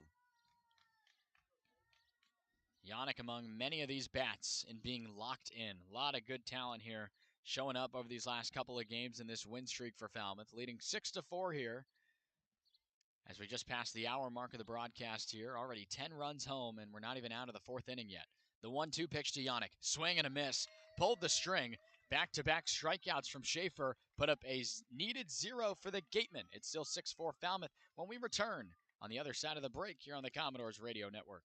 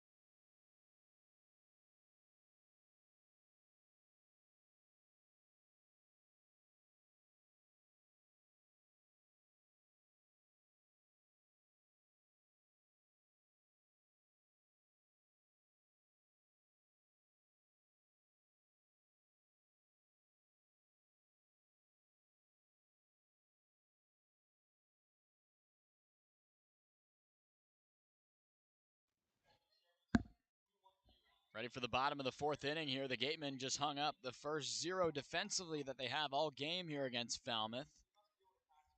And the Commodores have only put up a 0 once here defensively against the Gatemen. Every time both these teams have scored, exactly 2 runs have come across in each of those innings, which has just been pretty remarkable. 5 of the first 7 half inning of opportunities for both these sides. Runs have been scored. There have been a lot of them in this ball game, but it's Falmouth on top 6-4 to this point. Michael Barnett out there for a 4th inning of work. Matt Venezia, Zach Serdenik, Destiny Sanchez, and many others helping bring you a lot of content on the social platforms and broadcasting airwaves here on YouTube to bring it to you. With now the Wareham Bats ready to go. To the top of the order, it's David Glancy. First pitch misses for a ball to begin the 4th inning of work for the Gatemen offensively. 1 for 2 day for Glancy to this point. Designated hitting tonight. The 1-0 from Barnett. Slider off the plate, picked out of the ground. And again, we've seen Barnett fall behind here relatively recently in consecutive at-bats. It's now 2-0. Rocking himself, set, fires out of the stretch. That one looked a little bit better, but still low. 3-0 to Glancy. And the walks have really hurt Barnett to this point. He's got 3 of them so far. That first one extended the 1st inning and allowed for a 2 RBI single, and then that last one started the rally for the Gatemen in the 3rd. The pitch from Barnett, that one right down Broadway in there for a strike, gave Glancy the fastball. He was taking it the entire time. Glancy today, 1 for 2 as we mentioned. A little bit better than a 270 hitter to this point of the year. on the Cape season, and he watches this slider in the dirt from Barnett. It's a leadoff walk. And now another leadoff base runner will reach. That was a problem for Falmouth yesterday. But to this point now, 3 of the first 4 leadoff men for the Gatemen have found a way to reach, setting up a chance for Nick McLean. Putting yourself in tough situations when you're falling behind in counts like this. The most dangerous bat in this Wareham lineup stands in there now in Nick McLean. He spits on that first fastball. It's off the plate, 1-0. Keep an eye on Glancy. He can run. Stole a few bags against the Doors back on opening night. Barnett fires. Fastball, outer third. Got this one in there. Makes it 1-1. He's really used that fastball to try to get ahead. The breaking pitch has come in a couple of times and been taken for the most part.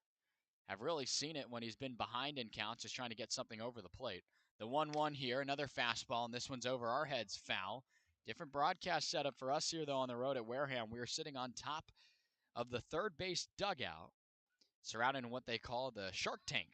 There's some netting to protect us here as we're just sitting here pretty much right on field level, right above the dugout of the home team. Glancy is going on the pitch. Yannick throws down on that ball. The tag, a really good one, but Glancy just barely in there. The count's 2-2, and Glancy stands on second now with no one away. Wareham just continuing to put together good innings at the plate. They have certainly made Michael Barnett have to work and keep tabs on base runners. There has not been a 1-2-3 inning yet for him. McLean went fishing for that one in the dirt and just barely got it. I don't know if he got that one on the bounce in the dirt, just on the way back up. I'm not quite sure, but nonetheless, it was fouled off, and he gets to do it again. It's kind of unfortunate for him that it was fouled off, because where that went, if they ruled that he didn't catch that, he's standing at first base and Glancy's standing at third. That's exactly right. But we will do the 2-2 once again. Barnett will look to second, and now he lifts his leg over, and we'll look back at Glancy walking him back to second base. Glancy came in to score on the base hit that led off the ball game. A part of Wareham's 2-run first inning to tie up the game. A throwback with Keelan covering. Glancy in there safely. And again, we will do the 2-2 once again. Albeit a couple of checks over there at David Glancy, who now extends his primary lead, a walking lead, off of the second base bag. Barnett fires to home, and McLean's late on the fastball. Swing and a miss. Barnett brought the hot stuff, and that's the first out of the inning. Big punch out. He's been able to have success against the best hitters in this Wareham order, but all these guys can swing it, and the bottom of the order has really been getting it done for Wareham, similar to the bottom of the order for Falmouth. It's been a common trend, I guess, for bottom halves of orders to come up big, but as we mentioned the other day, as this one's low and in to Landon Wallace, all these players in the Cape League used to being up into the top half of the order at their respective schools. Well, here, you can't do that with everybody, so everyone 1 through 9 can play as that. Runner is going, and Glancy, I don't think Yannick even saw him run because there wasn't even a throw down. He didn't even get out of the crouch to look over. That's a stolen base for Glancy. He's got 2 on this set of trips around the bases. And he got such a good jump there that Yannick wasn't going to be able to make a throw on that pitch to get him anyways. So now anything in the air to the outfield could definitely bring him in. This one in the dirt, a good block there by Yannick on the slider, low and away. Makes it a 2-1 count now to Landon Wallace. 0 for 2 today. He reached on an error from DeBarge back in the first inning. Looking to try to cut the lead of Falmouth down to 1. Barnett comes set out of the stretch. Fires a dart. The fastball fouled straight back to the chain link fence. He'll step out of the box here, does Wallace, adjusting himself here, and we'll get back in for the 2-2. Gives yourself a good spot back in this count. You really want to try and get this one done by yourself, especially with Grant Hussey on deck. You don't want him in the box as the go-ahead run. Barnett trying to find a big second out in this inning by himself here, the 2-2. That one's in the dirt, spiked a breaking ball, and again, a good block there by Walker Yannick. Every time we talk about him behind the plate, he really has been putting his body on the line. He has been. Going to have to do it here, too. Barnett needs a good pitch. You mentioned all those wild pitches that the Falmouth Commodores pitching staff has. Well, there could be many more if it weren't for the guys back there between him and Ross Highfield. The 3-2 pitch, swing and a miss, way out in front of the slider. Looked like he was expecting the hot stuff, and Landon Wallace will walk back to the dugout. 2 straight strikeouts picked up by Michael Barnett. And now the defense can recover back to normal deck. But Grant Hussey will step in. A big opportunity here for the Gatemen and a tough third out possibly here needed for the Falmouth Commodores. One of the best run producers on the Cape this summer. Way out in front of the breaking ball. He has not seen that pitch well at all. A lot of over the top and early swings at the slider from Michael Barnett. It's 0-1. Just hasn't looked comfortable in these at-bats, but with a hitter of his talent, this is the third time seeing him. That could change quickly. The pitch, this one's on the ground into right field. That's a base hit and an RBI for Hussey. You talked about third time through, could see him a lot better. He does right there. And that RBI single makes it now 6-5 for the Commodores. Grant Hussey picks up RBI number 14. He's having himself a really good year since coming in late from West Virginia. And now Mike Landry will make the slow walk out to the mound, and he might be getting his right-hander here. And it appears that's what it looks to be, with the entire infield joining the conversation with Barnett. But it's 6-5 now. That the two-out single right there brings in a run here. And the Gatemen not going away as we were suspecting. And Barnett will stay out there to try to retire the last man to face here in the inning. It's Bobby Bozer. A pair of walks for Bozer to this point in the game, so no official at-bats just yet. Michael Barnett now alone on the mound. Will step on, towing the rubber with his right foot. He comes set, and he's ready to work here against Bozer. Runner aboard, and that's Grant Hussey. First pitch, fastball misses inside of the righty, and it's 1-0. You need him to get one out here. You need to get back in the dugout with the lead. Give yourself a chance to get back going on offense. Hussey extends his primary lead, stays put though. This one's popped up on the right side. Coming in, a long run for Humphreys. He'll make the play in foul territory. Really big needed third out there by Falmouth, but one more run comes in for the Gatemen. Wareham cuts the lead to 1 for Falmouth. We go to the 5th. It's 6-5 for the Doors here on the road on the Commodores Baseball Network.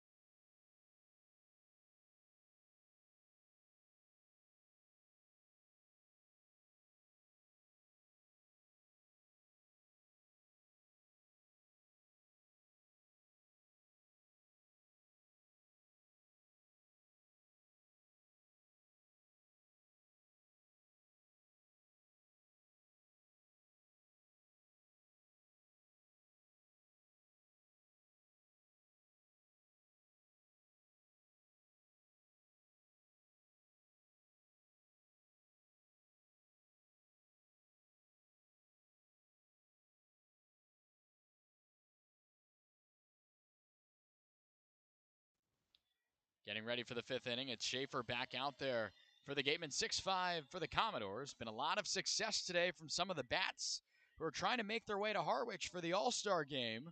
And with more on that big event later in the month of July, we send it to Destiny Sanchez. Thanks, Matt. The Cape Cod League All-Star Game is coming to White House Field in Harwich on July 22nd. Gates will open at 1:30 p.m., a home run derby will begin at 4 p.m., and a first pitch is scheduled for 6 p.m. Tickets are $10 each with a free admission for children 12 and younger. Tickets are now available online at capecodbaseballleague.org. Thank you, Destiny.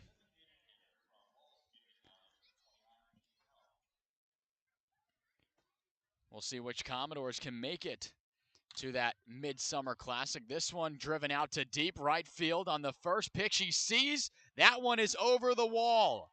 It's a home run for Falmouth. Cade Snell hits the third long ball of the day for the Commodores. And it's 7-5. The Doors came into this game only hitting 4 home runs on the year, and they've hit 3 today. We're not even halfway through this game. And we talked off air, Matt, about this feels like an inning you have to score if you're the Commodores, and Hinsnell did that and a little bit of a tomahawk on that one after he hit it. He knew that ball was long gone. A little bit of a bat flip there, and not much Nick McLean could do, looking that one over the fence and right. The Falmouth Commodores have found the hitting shoes in this stretch of wins, and a massive insurance run now at 7-5. First pitch to Redfield, misses off the plate, low and away. Redfield last time up, a base hit that brought in 2 Commodores. The 1-0 offering. Bends the breaking ball back in there to Schaefer, 1-1.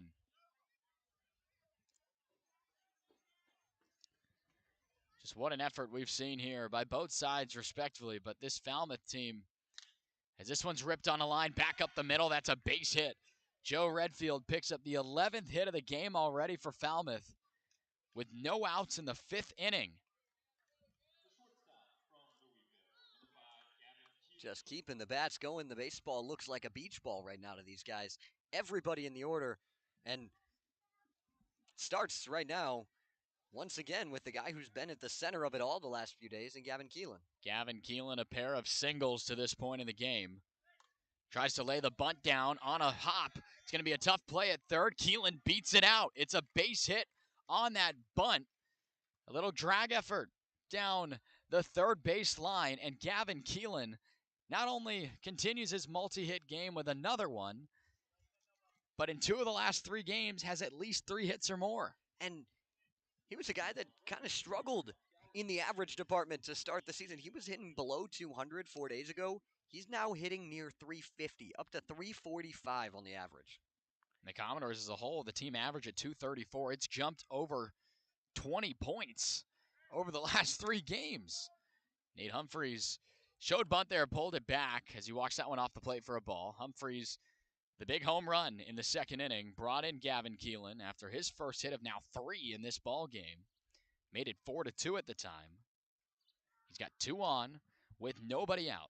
Shows bunt, tries to get it down, rolling along. That's going to be just foul along the third base line as Hernandez still made the throw down to first. Everyone will have to retreat. It's another interesting little setup here. There's not, on that line, because the way the grass is set up, there is not a foul line over there. It's just the grass is the line, but it's not that way on the first base side. The first base side looks like it has a bit of a foul line. Actually, it might be just the coach's box there on that outside edge too. It's a different setup than you're used to seeing at most of these parks, but I guess it makes it easier to tell fair or foul if you're just looking grass versus that dark gray stone dust. It's almost like a curb of like a carpet almost. It just kind of drops off a little bit, and that's what happened there, putting that one to be foul. The 1-1, showing the bunt again is Humphreys. He pulls it back. That one misses low and away. 2-1. Humphreys getting that bunt sign down there at third base, but obviously has the capabilities with the bat if he's allowed to swing. Schaefer looks back again, showing bunt is Humphreys. This time he gets it down. They could go to third, and they do. Redfield tabbed. That bunt had a little too much on it. That was not the plan. And Humphreys knows that a little bit of emotion there as he makes it to first base safely because of the 1-5 fielder's choice. Not sure how often you see that one there, but now it remains 2 on, second and first, but now 1 away. Yeah, not a great bunt there from Humphreys. He was trying to get it down. That first bunt he had was a really good one, but just right back at the pitcher. So now Gavin Keelan, the man at second, Humphreys at first. Spikerman now in there for the 4th time today. Got the sign for another bunt offering, but he pulled it back as that one was low and away. I think that was definitely Spikerman not looking to sacrifice like Humphreys with his speed. If he's getting one down, he's trying to get to first base. The 1-0. Not showing the bunt here. The slider drifts off the plate high and away from the right-hander in Spikerman. Again, the switch hitter in there in the right-handed batter's box now. Schaefer comes set, big deep breath. He looks back to Keelan at second and now fires. Fastball up and away, 3-0 now to Spike. Bazzana awaits on deck should he get an opportunity here in the inning. The double play ball obviously still in order now with second and first, 1 away. Middle infield of Gonzalez and Murillo pinching the bag at second. In the corners, only the first baseman in on the grass. Pitch here, taking the whole way is Spikerman, a fastball in there for a strike. Caulfield, the third baseman, Probably about 8 to 10 feet off the bag in normal depth. Playing a little deep here on the pull side of the switch hitter in the right-handed box, and Spikerman. Schaefer now 3 checks to second, and now he fires, and John sends that one straight back. That one was fouled and off of Jesse West, the home plate umpire, and Hernandez doing a nice gesture here to walk out and throw that one back, giving our home plate umpire some time to recover after that foul ball. Yeah, he immediately wanted to make sure that West was okay. So now from 3-0, the count is full. You'd like to see Spikerman find a way here. He's 0 for 3 on the day. A hit here would be massive for Falmouth to continue to extend the lead. The 3-2 pitch, Spike fouls it off straight back to the right side of this chain link fence screen here, protecting the visitors' section of fans. But a very big bleacher setup here, almost like what you see at Lowell Park in Katuitt, compared to just a couple for the fans to see. Not much room to bring out the lawn chairs here. 3-2, that one's in the dirt, and everyone will move up 90 feet. Spike works the walk, and Bazana will come up with the bases fully loaded and only one away. That's what you're looking for. Good battle there by Spikerman. He spoiled the first 3-2 pitch, and that time got that one and laid off it. Gavin Keelan, the man at third. Nate Humphreys right behind him, standing at second, and now John Spikerman takes over tabs at first. The first pitch to Bazana, left on left. It's a slider low and away. Kept in front of him by Hernandez, and it's 1-0. We talked about the walks that Schaefer had at Coastal Carolina. It's a guy that hasn't struggled with that to this point in the summer, but if you can kind of get him out of his rhythm, you may be able to get to him. Schaefer delivers here. Big cut and a miss there by Bazana. Slowed it down on him once again. He came up empty over the top there. A ball and a strike. Bazana 1 for 3 today. Only 3 for 24 entering today's contest, so improving that number just a little bit. Watch the breaking ball come right back over the middle there, and that's a strike. 1-2. Need a productive at bat here. Whether you get out or not, it's got to be something productive. Schaefer comes set, trying to find a big second out. He offers on the way, puts a breaking ball in the dirt. Good block there behind the plate by Yadi Hernandez. The only out of this inning was on a bunt by Humphreys. It was ruled a 1-5 fielder's choice. He just had too much on it. And Schaefer was able to go to third and get the lead runner. The 2-2. That one foul off of the light pole here, and then redirecting at a crazy angle back towards the crowd here along the third baseline to the right of our setup here in the Shark Tank. Yeah, that ignited a race there over to try and get that baseball from some kids over there. The 2-2 once again from Schaefer. That one called third strike, a little bit low and in on the fastball. Bazana can't believe it. He's offering his words back there to Jesse West, and he will walk back looking very frustrated. I've not seen that from him yet to this point, really. He's a guy that has a lot of plate discipline and has worked a lot at that. He's usually pretty good about knowing where the zone is.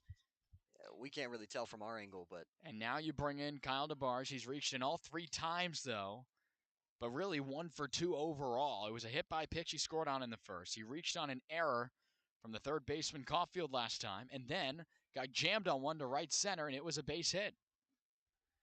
The first pitch to DeBarge. He swings at it, and he chops it along the third baseline. Foul just barely by about 2 feet or so. Caulfield fielding that one and giving it right back to his pitcher. Makes it 0-1. Kyle DeBarge has been in that 3-hole really ever since Charlie Condon made his way over to the Team USA tryouts. And Condon, as well as Jace Lavalette and Deuce Gorson, having themselves a good time over there. Lavalette a home run yesterday.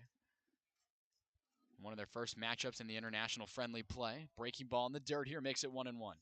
Good block by Hernandez, and this is the second time we've seen him, and I've got to say this. He is probably the best defensive catcher we've seen all summer out here on the Cape.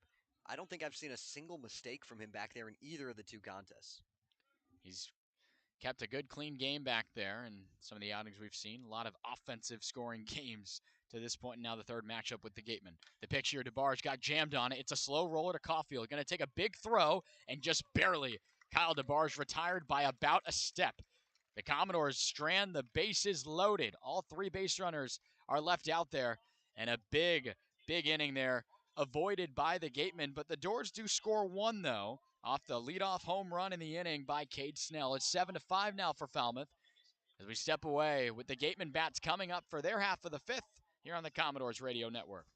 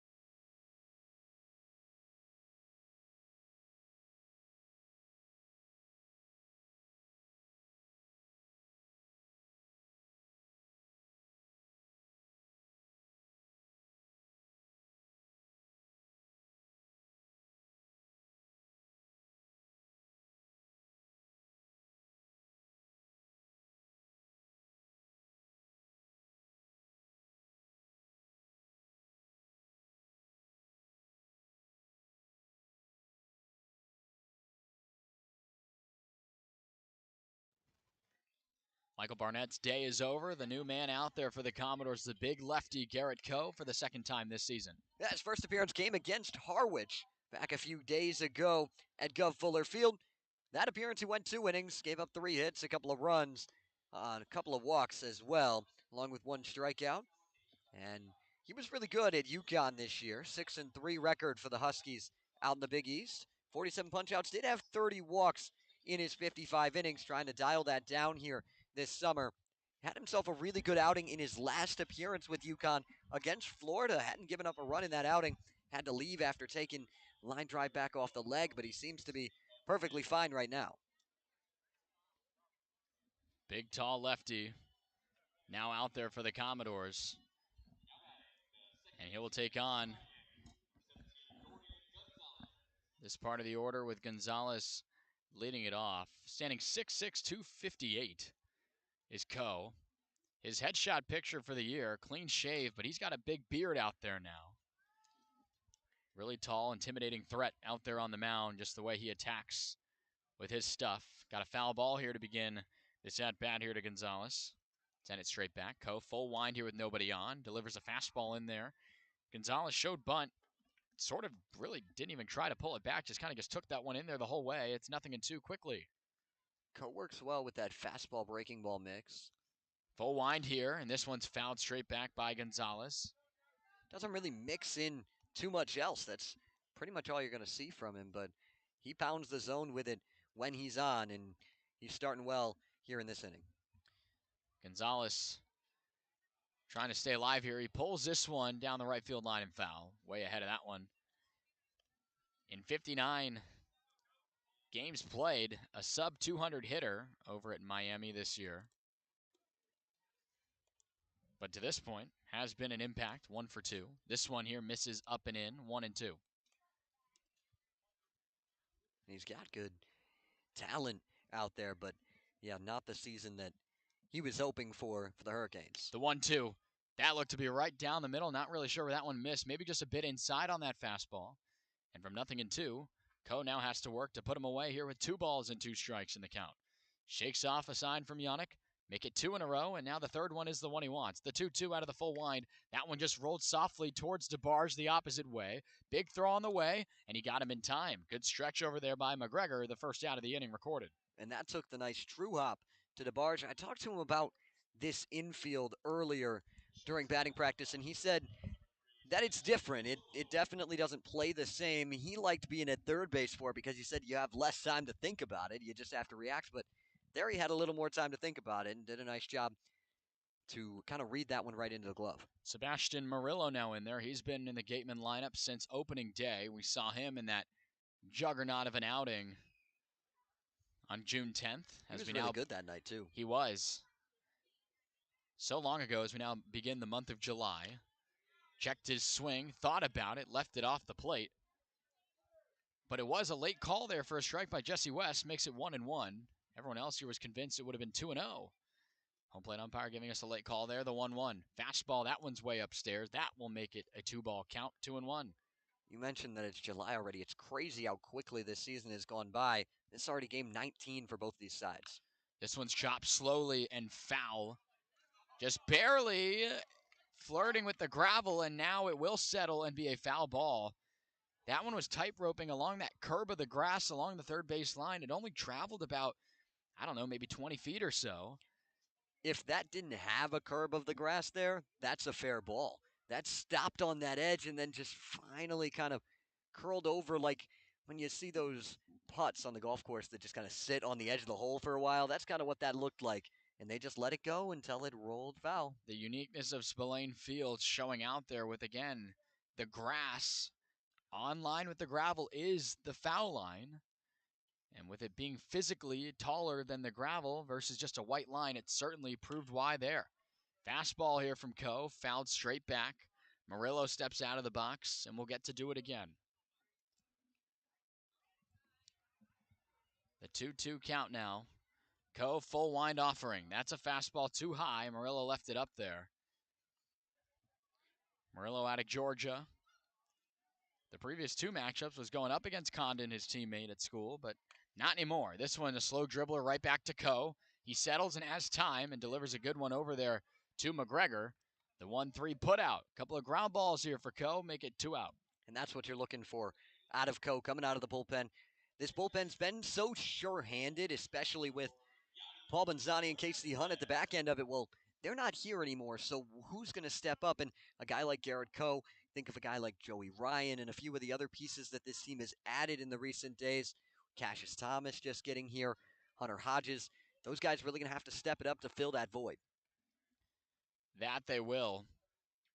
And, partner, we've seen it. I mean, this bullpen certainly is capable. And in some of these offensive outbursts, it's been too good work by the pitching staff of Falmouth. And to this point in the year, the ERA, we talked about it, the third highest, sitting at 4.6 on that. And a big swing and miss here as we continue on in this ball game.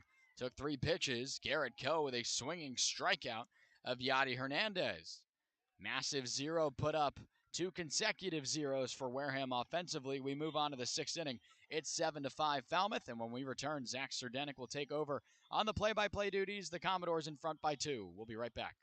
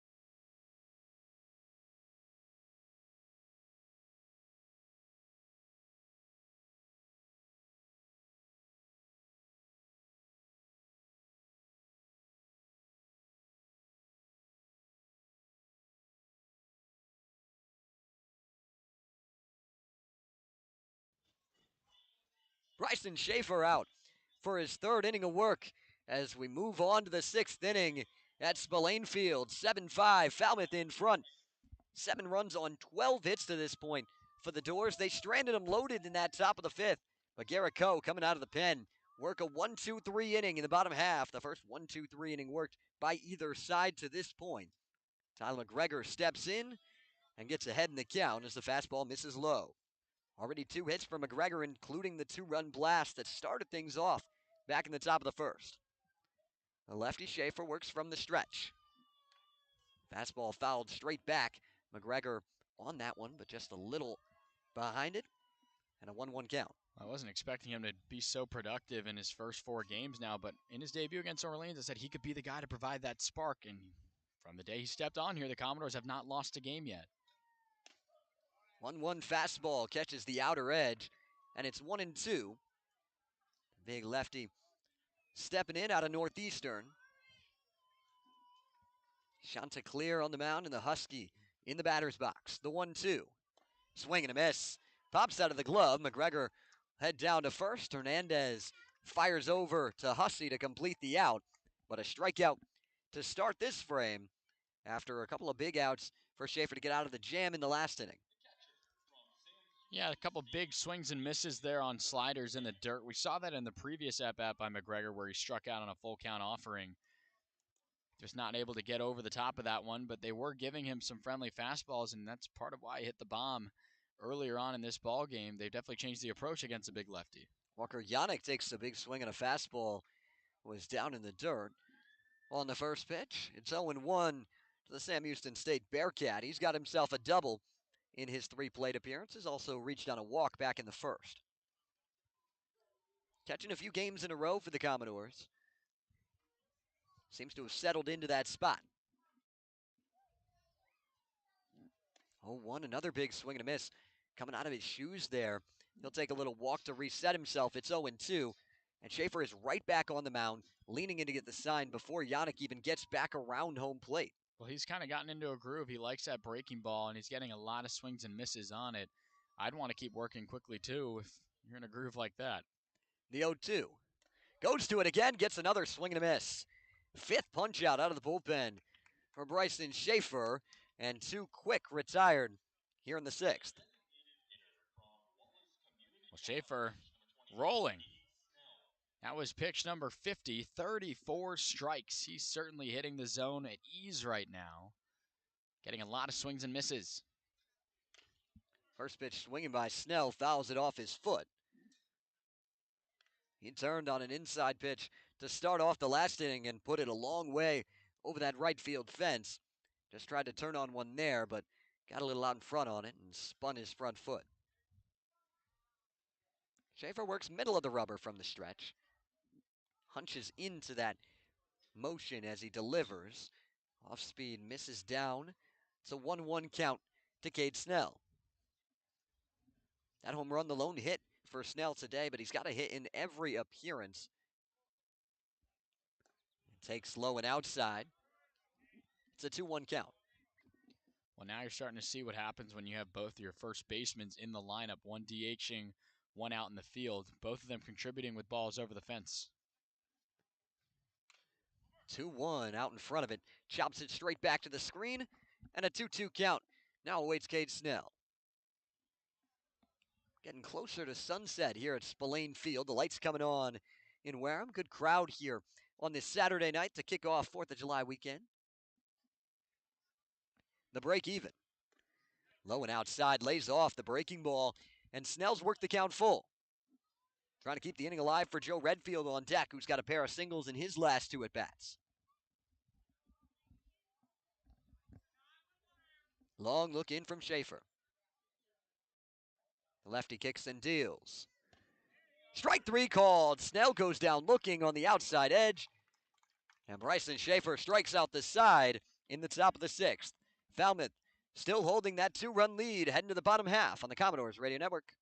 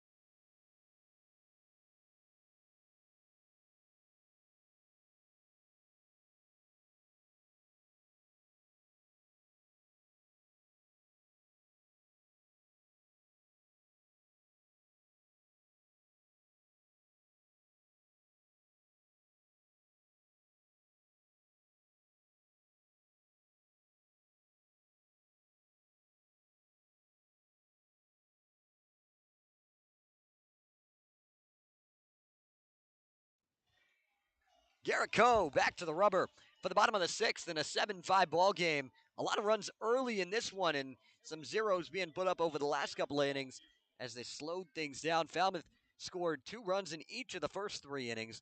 Wareham with 2 in the first, 2 in the third, and then 1 for the Gatemen in the fourth. A response with 1 for Falmouth in the fifth. And that gets us to our 7-5 score as Garrett Coe delivers a fastball that just misses to start off the at-bat to Garen Caulfield. 9-1-2 in the order for Wareham, Caulfield, Glancy, and McLean. Fastball high and outside. It's quickly a 2-0 count to the Arizona Wildcat in that right-handed batter's box against the big southpaw Garrett Coe. Fastball low, and after a very quick, direct first inning of work for Garrett Coe, he falls behind 3-0 to Garen Caulfield. Yeah, he's faced the minimum so far. You'd like to see him try to get back into this count. The line in the 3-0. Fastball for a called strike. Starts with 1, Matt, and he gets it right there. I think you just dropped the changeup in there barely for the strike. 3-1 swinging, line drive out into left field, drops in front of Joe Redfield, who plays it on a hop, and a leadoff single for Garen Caulfield to flip the lineup card over for the Gatemen and bring David Glancy up as the tying run. Well, you know, working behind, that means you got to attack the zone with a lot of strikes, not trying to walk the batter there. And you said it off the air, Zach, when you only throw 2 pitches, fastball, changeup, guys eventually get on that. And when you work 3 straight balls, you're able to see the movement of it, and then 2 consecutive in the zone there. Easy pickings there for Caulfield. He just deposits one into left. Glancy 1 for 2 to this point. Takes outside to start off the at-bat. Former St. John's outfielder, now headed to Notre Dame. 1-0 swinging, pops it up right towards the light, and it just clears that light post on that first base side. It's a 1-1 count. Yeah, there could have been some glass and debris and safety concerns should that have struck one of those light bulbs here that are lighting up the playing surface here at Spillane. 1-1 fastball popped up. This one's in play. Tyler McGregor charging in, calls off Kyle DeBarge, and snags that one right behind the pitcher's mound for out number 1. Well, good recovery. Able to get a couple of pop-ups there. That one, as you mentioned, in on the infield instead of the previous one being out of play. Relatively the same result. That's what you're trying to do. You'll take an out like that in on the infield, keeping tabs on Caulfield, who remains at first. But that's easy, and you'll take that, and now a ground ball can get you out of the inning. It's Nick McLean who steps in from the right side for the first time tonight, the switch hitter out of Arizona State. Still looking for his first hit. He's 0 for 2 with a walk, and he's ahead in the count 1-0 as Coe misses the count against Coe in this inning. Change up for a called strike evens things back up. Nick McLean entered today hitting .347 on the summer with those 3 long balls. Check back to first. Caulfield back in, standing up. Well, it's funny, Zach. A lot of the guys we've talked about getting in with Falmouth, and even, you know, team-wide, you know, you're trying to get adjusted with those wood bats. Well, there has not been an adjustment period at all for Nick McLean. He is just scorching hot to begin his outings here. He wasn't here to begin the year for Wareham. 1-1 fastball missed high, so a 2-1 count. Caulfield creeping off the bag at first, being held on by McGregor. 2-1 off speed, missed outside, and it's a 3-1 count to Nick McLean. This is the part of the order that you got to be really careful going through for the Gatemen. McLean, Wallace, and Hussey, the next 3. 3-1, firm fastball for a called strike, and Coe battles back to full. Yeah, really good recovery there by Garrett. He gets right back up on the mound to try to put away McLean here. Got to be careful, though. Long look over to Caulfield. 3-2, bounces in for ball 4, and McLean works a walk.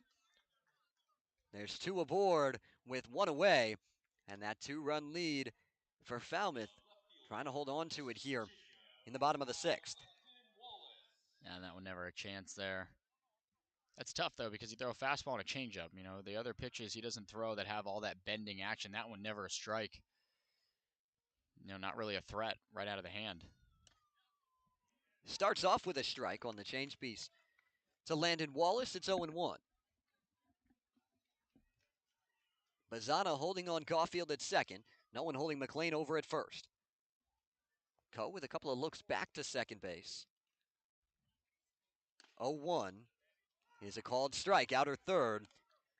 And Garrett Coe now way ahead in the count to Landon Wallace. It's 0-2. Ground ball could still get the Doors out of this inning. Big lefty works third base side from the stretch. The 0-2.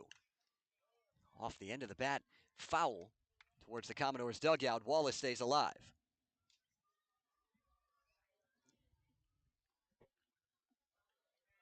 One strikeout and one walk to this point in the outing for Coe.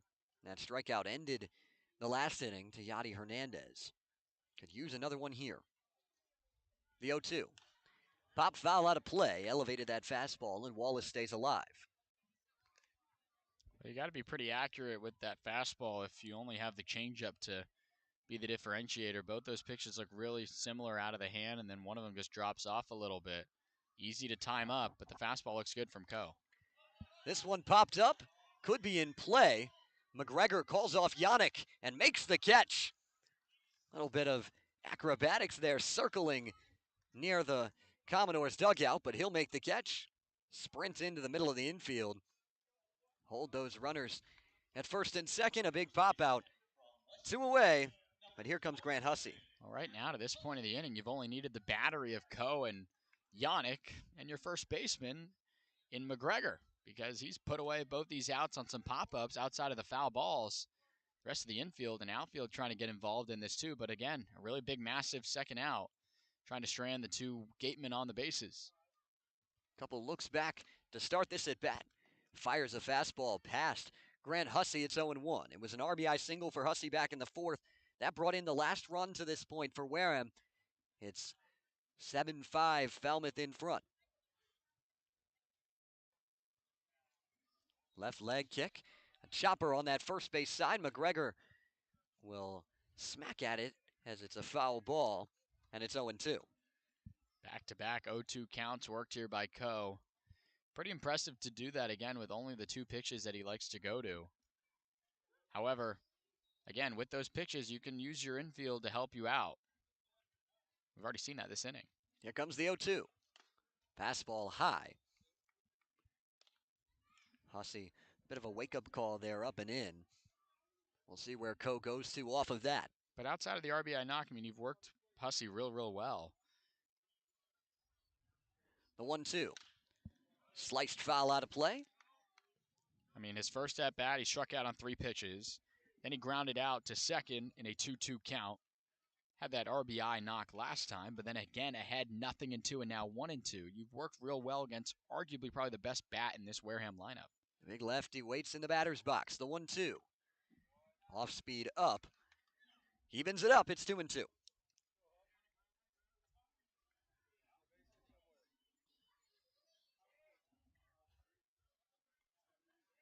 Coe rocks himself set at the belt. The 2-2. Bounced in.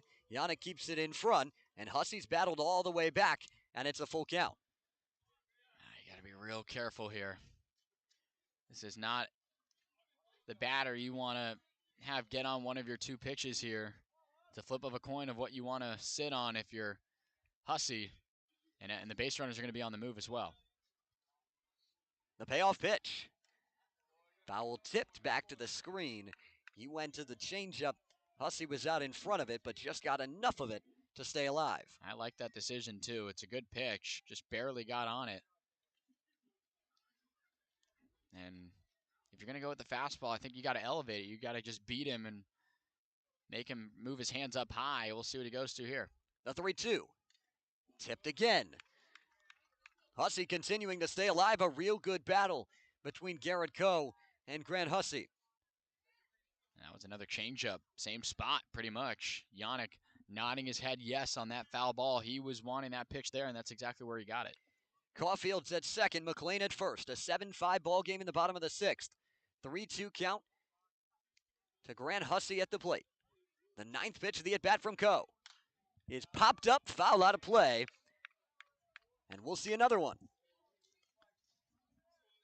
Now we're going to see double digits in this one. Coe right now had his hand on his hip, waiting for a new baseball, walking around the mound a little bit. He can feel this one, but he's making Hussey work for it. I mean, that's what you want. This is what you get your popcorn out here on the Cape League. Who's going to win the battle?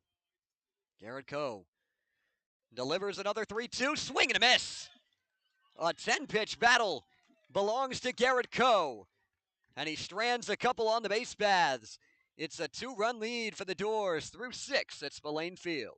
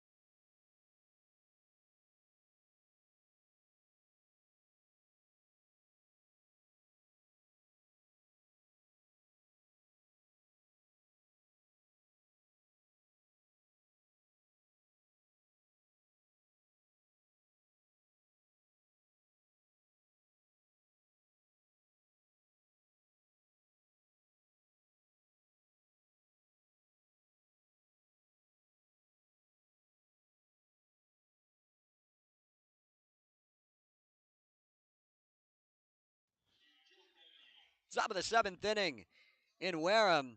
The first time that both teams have put up a 0 in the same inning was the 6th, and it's a 7-5 lead for the Doors as Joe Redfield digs in. First pitch swinging, slices that one off the school behind us, right over our heads on top of the third base dugout. Redfield singles in each of his last 2 ABs, including the one off of Bryson Schaefer. Sends one back up the middle again in a 3-hit game for Joe Redfield. Redfield, one of those other bats that we've wanted to see get going, and over the past little bit, every single bat in this Commodore lineup has started that during this win streak. Everyone's been contributing, and another hit for this Falmouth team. I mean, it's incredible right now. 13 hits to this point in the game. 3 of them belong to Gavin Keelan. He's 3 for 3 so far, had a bunt single in his last at-bat. Pickoff moves to first, and Redfield back in standing up. I mean, you had 18 against Chatham. You had 9 yesterday in the win against Brewster. You only had 4 in the win against Orleans, but you found a way to get it done, and now you're putting up a big number again. Keelan takes fastball inside to start this at-bat. Garen Caulfield is in on the edge of the grass over at third base. Redfield, 2-step lead over at first. Keelan spins one foul down that first base line, just past the Commodores dugout. Evens up the count 1-1. And unfortunately for the Gatemen, I mean, this isn't entirely, a twisted record. I mean, this team is very high up there in the ERA. They give up a lot of hits as well. 1-1 is outside. Gavin Keelan ahead in the count. The only real positive we've seen from this pitching staff today is, who, by the way, is dead last in the Cape League in strikeouts. They've struck out a ton of Commodores to this point today. A lot of strikeouts for the bats of Falmouth. Keelan gives one a ride, and it slices foul. And to go back to that, the Commodores have struck out 10 times today. And it's only now the beginning of the 7th inning. So not a number we actually see from them a whole lot. The Commodores just middle of the row in terms of strikeouts, swinging, and offensive strikeouts. Check back on Redfield at first. He's back in standing up again. He does lead this Commodores team in stolen bases to this point in the summer. He's got 6 of them. That's a really good move from the lefty and Schaefer. He nearly had Redfield over there at first. 2-2. Sliced over our heads once again by Keelan. And he'll continue to battle. He's got a little Kershaw move to him there. He kind of like scrunches himself up when he lifts the leg as if he's getting his whole body to go towards home, but then he can come back and go over to first. It's not all that discreet in terms of just being so simple to go to home. He really disguises it well. The break even. Runs in towards the feet of Gavin Keelan. He's worked the count full. It's another lefty-lefty matchup. Keelan, a part of 4 straight left-handed hitters to round out the order for the Doors today. He's number 3 in that spot. 3-2. Takes ball 4. Fastball that misses, and Gavin Keelan once again finds himself on base for the 4th time in this game. The beauty of the Cape League is that your best hitter in the lineup can be in the 8th spot of your order. Gavin Keelan has gotten on every single time today. Now 4 for 4 in terms of finding ways to reach. 3 hits, and now this walk. So he has just been so good at working at bats. That's the difference, Zach. These guys are, it's everyone. Finding ways to work, look for certain pitches, and spit on the ones that aren't the ones you want. Infield in on the corners against Humphreys. He had an attempt at a sacrifice bunt in his last at-bat. Couldn't get it down cleanly, sent it right back to the pitcher. That led to the fielder's choice. This time took a called strike to start the AB. Now will square, pulls back, and it's a called strike. He's frustrated with himself as it's 0-2. We'll see if they still want that bunt on here with 2 strikes. I'd imagine you take that bunt out of his hands and try to let Humphrey swing it a little bit here. Does have the home run earlier in the game. Lays off the off-speed pitch. Fired the hips, but left the hands back. It's a 1-2 count. Hernandez looking like an octopus back there, kind of sprawling out to block that one chest first on the bounce. It hurts to eat those ones up like that, but just really impressive stuff. They're catching a really clean game there behind the plate. Humphreys widens that stance with 2 strikes. 1-2, same pitch, and same result. Hernandez blocking it again, that sprawl that you mentioned. You might be familiar with some octopi out there as a pirate at Seton Hall. You got to get the little nautical thing going on there for Hernandez. Was that one of those lines you were trying to sneak into the broadcast? That was not. That was just off the top of my head. Oh, man, the 2-2. Fouled back. Humphrey stays alive. Yeah, that was not planned. That was during that last pitch. Unrelated, I think Humphreys made contact with that foul ball twice. It sounded like he hit the baseball twice on just like a clunk clunk, like one of those, you don't see that very often, but he stays alive nonetheless. Another 2-2. Missed outside. Jesse West immediately on that call, rules it just off the plate, and Humphreys has worked the count full from 0-2. Well, that's how you know that you're locked in, when you're able to say no to pitches that close off the plate. Look back to second from Schaefer. The payoff pitch. Chopper foul down the first base line, just out of the reach of the Commodores' first base coach, Ryan Tomasini down there. It's Brett Becker, the third base coach for the Doors. Redfield at second, Keelan at first, and another 3-2. Another chopper. This one is in fair territory. Going to be a tough play, and it pops out of the glove of Hussey. He went to grab it. It was fielded by Schaefer. Hussey trying to get back to it, tried to flip it to him. Miscommunication, and the bases are loaded with nobody out for Falmouth in the top of the 7th. That's a hard-working, what I think will be an infield hit, and that's exactly what it is, just hustling out of the box. Tough flip because you have Schaefer running towards first base. You got to communicate with Hussey coming in there too. And they're so close to the bag, both the fielders there in that sequence, that a flip, it's tough. Like, is Schaefer going to do it himself, or is he going to try to flip? And almost looked like Hussey had to try to get it with a bare hand there. It just makes for a tough play. That's why it's a base hit. No one really made a mistake there. It's just a really good at-bat and a really good place to put that baseball in on the infield. And there is a Commodore at every base for now the top of the order in John Spykerman. Spykerman, the lone man in the Commodores' order without a hit to this point. He's 0 for 3, but did walk in his last plate appearance in the 5th. Doors trying to break this game open and extend on a 2-run lead here in the top of the 7th. First pitch swinging, Spikerman sends that one out to deep left field. Wallace back on it. He'll make the catch in front of the track, but it's deep enough for 2 runners to move on up. Redfield comes across. Keelan moves up to third. It's 8-5 Falmouth. Well, partner, I thought that was getting out of here. It plays really deep there to left because here at Spillane, we talked about it being the makeshift Oakland A's Coliseum here in the Cape League. That is football field bleachers straight away in a straight long line up until about left center. There's kind of a weird angle there. That's a long way. There's no numbers here, but I'd be willing to bet that that's close to about 380 out there in left center. Went a long way there for a long out and a run to come in. Keelan did move up to third, which sets up another potential sac fly opportunity if Bazzana can get one into the air. He takes a breaking ball to start this count. It's 1-0. Bazzana 1 for 4 to this point and takes outside. He's ahead in the count 2-0. There is an open base here for Wareham, but with DeBarge and McGregor following, I don't think Wareham wants any piece of putting Bazzana on for free. Big swing, just gets a piece of the 2-0. 2-1 count. Falmouth trying to extend on this lead as much as possible. Trying to push away from a Wareham team that always seems to come to life late in ball games. 2-1 swinging. Bazzana out in front of it. Pulls it down the line, and it's 2-2.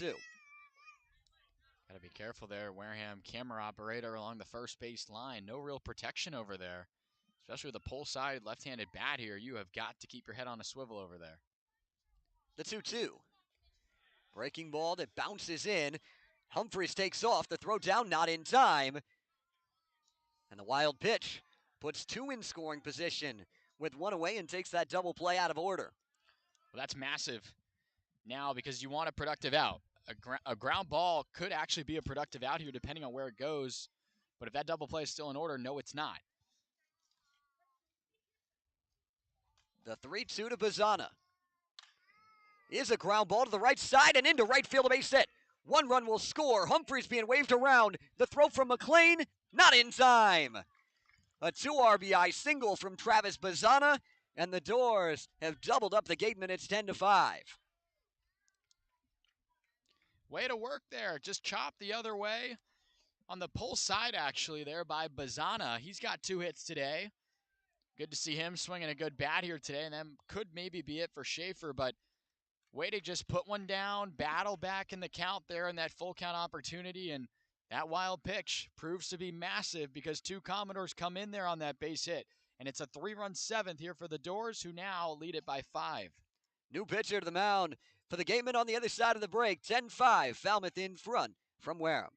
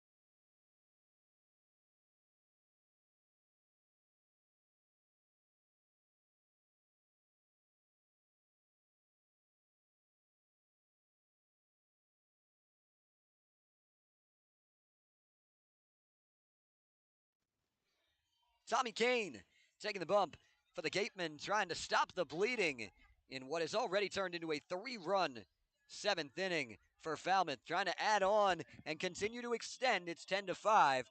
Doors in front. Tommy Kane, the Maryland Terrapin, taking over. Yeah, Tommy Kane, good numbers at Maryland this year. Went 2-0 in 17 tries. First pitch swinging from DeBarge. Spins that one towards the dugout. Walker Yannick made a nice play off the deflection there to barehand that one. Pitched 28 innings. Got beat a little bit by the extra base hit number, 13 of them. Bazana goes, pitches low. Hernandez comes up firing, and it bounces in. Bazana swipes the bag, and another man in scoring position. That's a head first slide there by Bazana. That was something I was talking about with some of the players before the game. If you slide hands first here with that gravel, I mean, it eats up your forearms, I'd imagine. It looks like Bazana's almost got like turf tape on his wrists. That 2-1 count. Now to DeBarge as that fastball from Kane misses low again. Gonzalez is holding on Bazana at second. Kane gives him a look back. Bazana gets a good jump, takes off again. Hernandez comes up throwing, and it bounces into the outfield.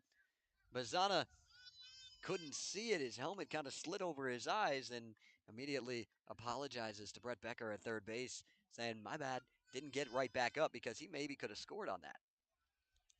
Yeah, I like his odds there at that speed. I mean, we talked about the 38 bases at school. You could add 2 to the total here on this single trip on the bases. Bazana found something there. Kane gave him one look each time and then went to throw. And so right after that look, DeBarge sends one down the third base line. Long throw from Caulfield in time, but because of those stolen bags, Bazana comes in to score, and it's 11-5 Doors.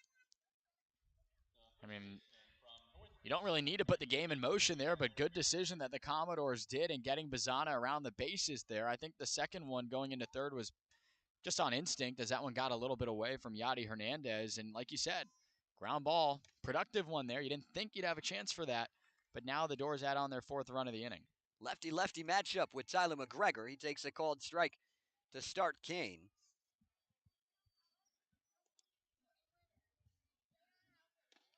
0-1 misses inside. Line is now final for Bryson Schaefer. 3 1/3 innings pitched, 8 hits, 5 runs all earned, 2 walks and 6 strikeouts for Schaefer. Kane works third base side of the rubber from the stretch. 1-1, blows a fastball by McGregor, and it's 1-2. Yeah, a little behind that one. Big hack there by McGregor, but I mean, he has certainly had his footmark on this ball game. 2 for 4, the home run of a 2-run variety out to right. Bounces in on the 1-2. McGregor continuing to work another good at bat.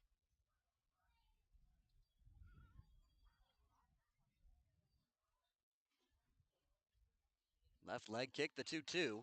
Hit on the ground through the right side. Yet another hit for the Doors. That's their 16th. Tyler McGregor with a 3-hit game. I mean, way to battle. If you're McGregor right there, putting one in to right field. 3 hits for him today. The second different Commodore to have 3 hits today. Him and Gavin Keelan are certainly in the world of their own right now. And actually, Joe Redfield's most recent appearance, now that's 3 Commodores with 3 hits or more in the game. Walker Yannick takes a fastball for a called strike. 26-on-26 battle here with Tommy Kane and Walker Yannick.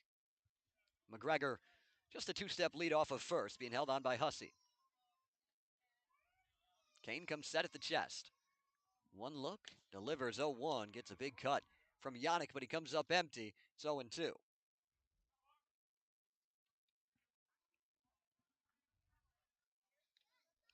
(11-5) Falmouth here in the top of the 7th. Trying to win its 4th straight. Yannick went around on the breaking ball, goes down swinging on 3 pitches, but the Doors put up a 4 spot in the top of the 7th. It's time to stretch from Spillane Field. You are listening to Falmouth Commodores Baseball.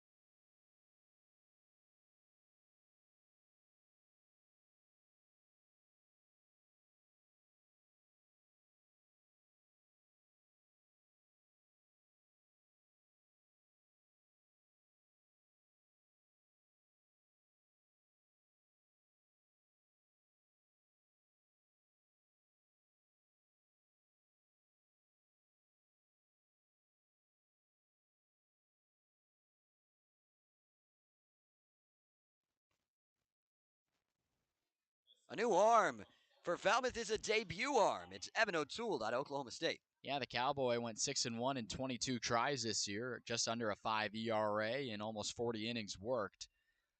Pretty good numbers, 28 Ks in those 39 and 2/3. Did give up a lot of hits, 47. Tied fourth most innings pitched for Oklahoma State, so obviously pitching some big minutes for the Cowboys there in Stillwater this year. Had a couple seasons at junior college, at Western Community College. So a very capable arm, a lot of experience. We're excited to see what he's got moving forward here as he's an addition to the bullpen after 2 substitutions. His first pitch as a Commodore misses outside to start off Bobby Bozer. It's Bozer, Gonzalez, and Murillo, the 3 due up to face O'Toole. Gets back in the count even with that fastball. It's 1-1. Big righty stands with that back foot on the mound, the front foot in front before he gets the sign and goes into the motion. 1-1, fouled right off the mask of Yannick, and it's 1-2. Bobby Bozer, to this point, 0 for 1 with a pair of walks. It's been a good evening overall for the South Florida Bull. Cowboy on the mound trying to change that here. The 1-2 bounces in. Good backhand pick by Yannick, and it's 2-2. Infield playing Bozer to pull. Bazana, the second baseman, almost directly behind second base. Fastball just misses outside. Runs the count full. Outfield playing straight up and pretty deep on Bozer. The wind and the payoff pitch. Another foul towards the Commodores dugout. And he earns himself another one. He'll get another 3-2 pitch. Yeah, good battle here to see what O'Toole's got, what he's comfortable with, going in certain spots and what he likes. Another payoff. Strike 3 called. Rung him up on the outside edge. And O'Toole starts his Cape League summer with a punch out. Paints the black there on the outer third away from the right-handed bat. And we were talking about the pitching numbers from the staff of Wareham and how many Commodores have gone down swinging despite the offensive number. That's 7 strikeouts, quietly a really solid day from the arms we've seen from Falmouth today. O'Toole right back to work against Gonzalez. Fastball goes back to the screen. It's 1-0. Gonzalez, one of 2 left-handed hitters in this order, and then the switch hitter in McLean works with the 6 righties. 1-0, fastball is high and outside. It's quickly 2-0 to Gonzalez. Had himself a pretty good start to the day, the 2 RBI single in the first, but since then, a strikeout and a ground out for the Miami Hurricane. 2-0 catches the zone. With the off speed, it's 2-1. Infield deep across the diamond, playing Gonzalez straight up. His single went through the right side past Bazana. Swinging on the 2-1 fastball, sends it straight back out of play. And O'Toole's right back in this count. It's 2-2. His fastball looks really lively, Zach. He's able to get it by some of these hitters, just barely making contact, but right back into the count. The break even from O'Toole. Misses outside with the changeup. Runs the count full 3-2.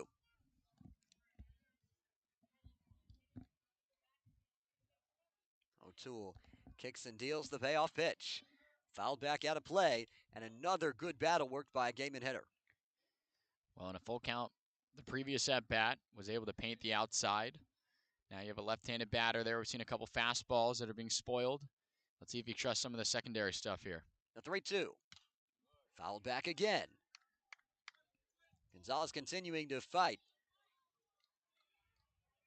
Gatemen donning those red uniforms here at home. Navy blue numbers. Gatemen across the chest. And Gonzalez has that bright orange Evo Shield shin guard on that front foot. Miami Hurricane colors. Another 3-2. Popped up foul again. And Gonzalez will continue to fight in that batter's box.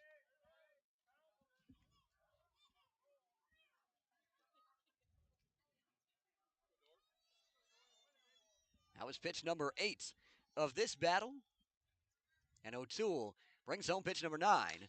And it's roped out to center, but right at John Spikerman for out number 2. Well, these Commodores have not let too many guys reach on walks in full count at bats. This is probably the most consecutive strikes I think I've seen from some of these pitchers, and staying in there in full counts, not giving away waste pitches when you don't need to, and fighting in there until something like that, where you just get the ball put in play, but right at one of your fielders to help you out. I like what I'm seeing from Evan O'Toole so far. Sebastian Murillo digs in and takes a called strike. Start off the at-bat. That fastball's been firm from O'Toole. I was about to say, you could hear that pop of the glove from Yannick from way out and left. 0-1 hit on the ground. DeBarge fields it, spins, throws across the diamond in time to get Murillo. Pretty play from Kyle DeBarge to retire the side, and Evan O'Toole works a 1-2-3 bottom of the 7th in his Commodores debut. Headed to the 8th from Wareham, it's 11-5, Falmouth in front.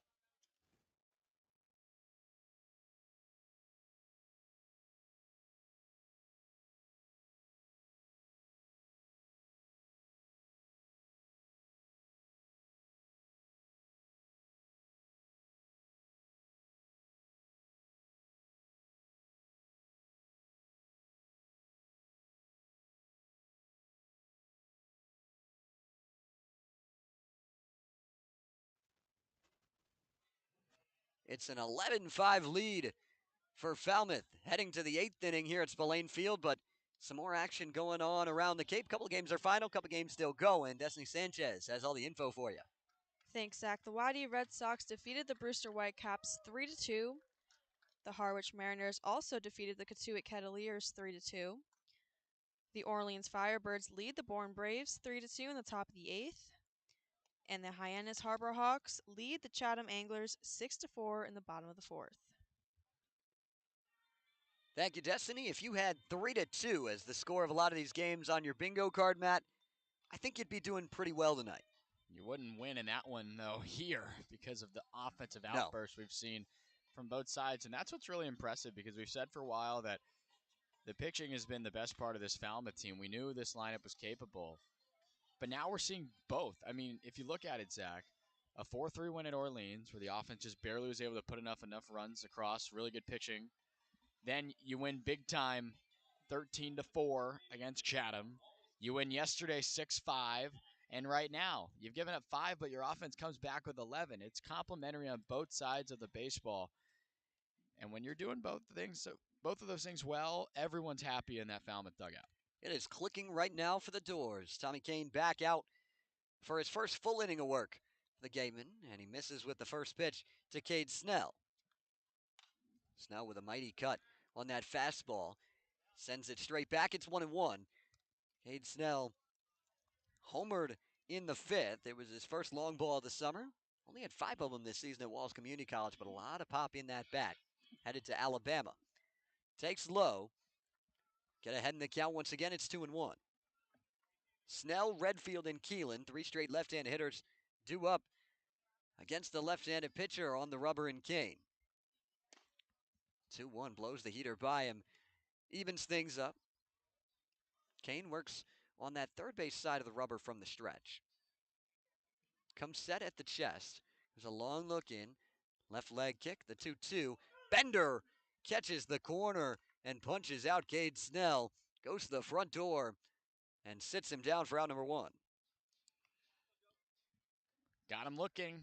That's another strikeout for this pitching staff of Falmouth. 8 tonight. And again, all things looking real good right now. When you can trust that stuff, that's tough. Having to go back to the dugout. Here comes Joe Redfield. Got a 3-hit night to this point, but swings through a slider to start this at bat. 0-1. Infield deep across the diamond. Redfield's been straight up the middle with all of his hits so far.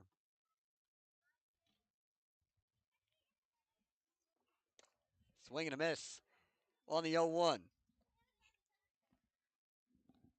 Couldn't tell if that was noise being made by the dugout of Wareham, like thumping, but it's just the kids here running around by the bleachers to the left of us in this Shark Tank.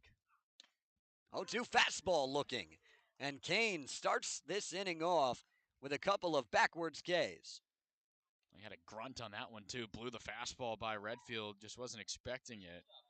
Pair of strikeouts for Redfield. But again, those 3 base hits, he has certainly had himself a ball game today. And here comes Gavin Keelan. He's 3 for 3 with a walk. First pitch swinging, ground ball to second. Gonzalez fields in shallow right and flips on to finally retire Gavin Keelan. A 1-2-3. Top of the 8th worked by Tommy Kane. Gateman offense to the plate when we come back.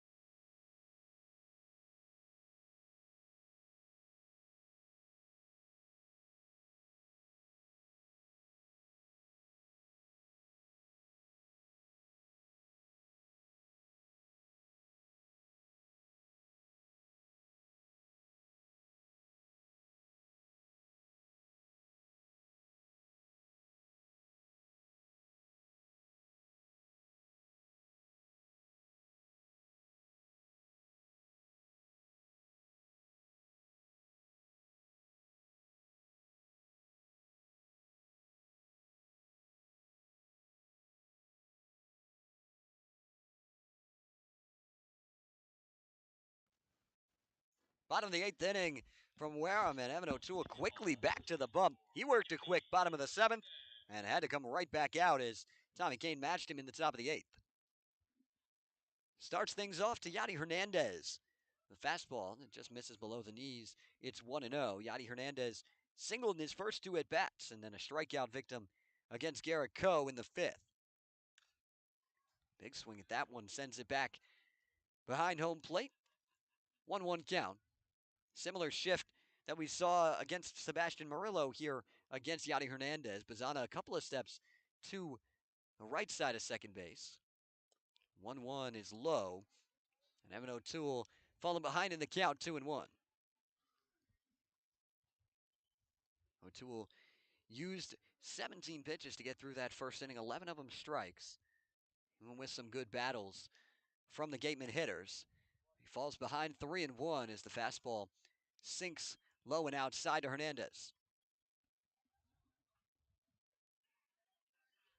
O'Toole right back to the rubber and right back into the motion, the 3-1. Sent hard out to center. Spikerman finds it, fighting the lights to make the catch for out number 1. I was just getting ready to say that we were on the verge of seeing 3 of the first 4 at-bats for O'Toole have full count implications there. That was a strike, but you'll take that. It's one less pitch you got to throw. Try to get a fastball there by him, and it was hit real sharply by Yadi Hernandez. But again, Spikerman's had a couple of those line drives right at him. O'Toole starts off Garen Caulfield with a called strike. 1 for 3 to this point. Singled off of Garrett Coe.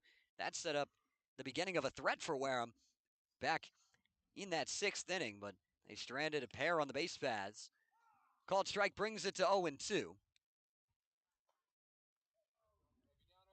That was a big momentum shift as Coe was able to strand the tying run on the base paths, and then the Doors put up 4 in the 7th, and O'Toole not messing around with Caulfield. 3 pitches, 3 strikes, and sends him right back to the dugout.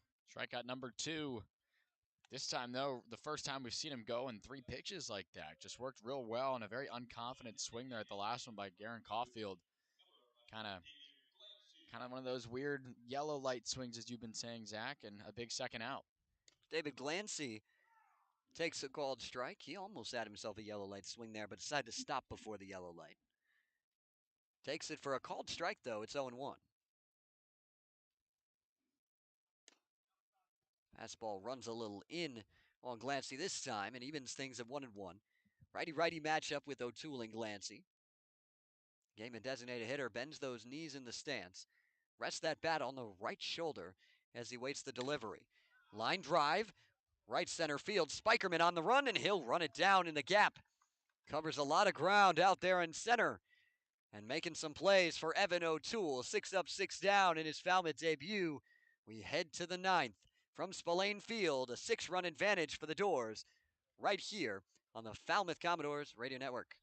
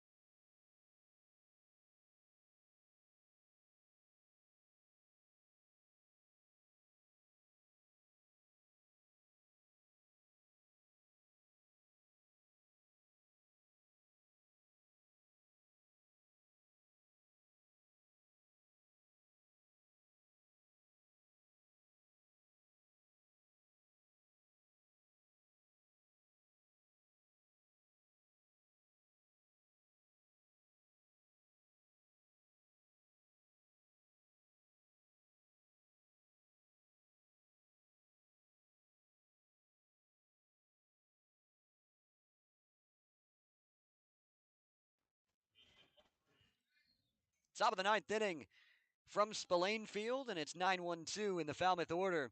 Trying to continue to keep the train moving. 11 runs on 16 hits to this point. Tommy Kane worked a 1-2-3 8th inning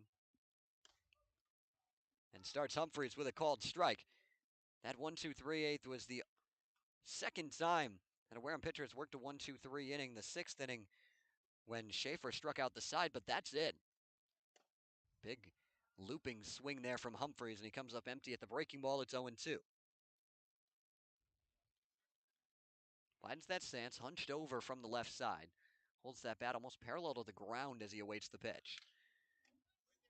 Deflection in foul territory off that light pole and back into the field of play, but it's still a foul ball.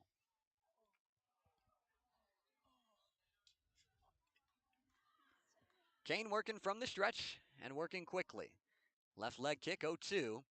Late decision from Humphreys to swing on it, but he gets a piece of it to stay alive. And just barely. That was just kind of a get me over cut to make contact. He's laughing about it now.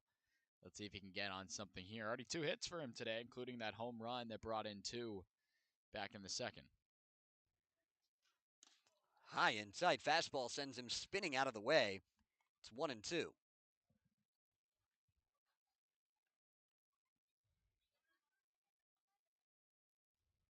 And Alice Baptist Patriot spinning that bat in the left-handed batter's box.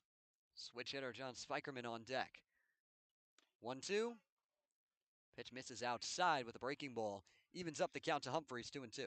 Humphreys specifically has had a lot of close pitches like that he has confidently laid off of. And he's really come together here out of nowhere, just like the rest of this order. 2-2, chopper foul, and he stays alive. Another really good battle from the Doors 9-hole hitter. Yeah, he's impressed me a lot, Zach. Out of all these batters, we've talked about Gavin Keelan, but he's been here since day one. Humphreys took a while to get going, but during this win streak, he has broken out. 2-2, pop foul out of play, and he'll see yet another. It'll be the 8th pitch of the at-bat that lands foul there. Still 2-2, and Humphreys continuing to make Tommy Kane work on the mound. That was pitch number 30 for the reliever. And it's not really a surprise to see Humphreys work the way he has. I mean, his on-base percentage at .450 was a .350 hitter at DBU this year. Good experience, too, in the Stillwater Regional. Another 2-2 this time. Kane gets the strikeout. Fires the fastball by him. Humphreys put up a good battle, but is retired. 4th strikeout already for Tommy Kane, and the first out of the top of the 9th. And Tommy Kane came in for some cleanup role during that big inning by Falmouth during the 7th, but since then, I mean, he struck out the last batter, Yannick, in that inning. 2 of the 3 outs, the last inning and the 8th were strikeouts, and he starts off this inning the right way with a K himself.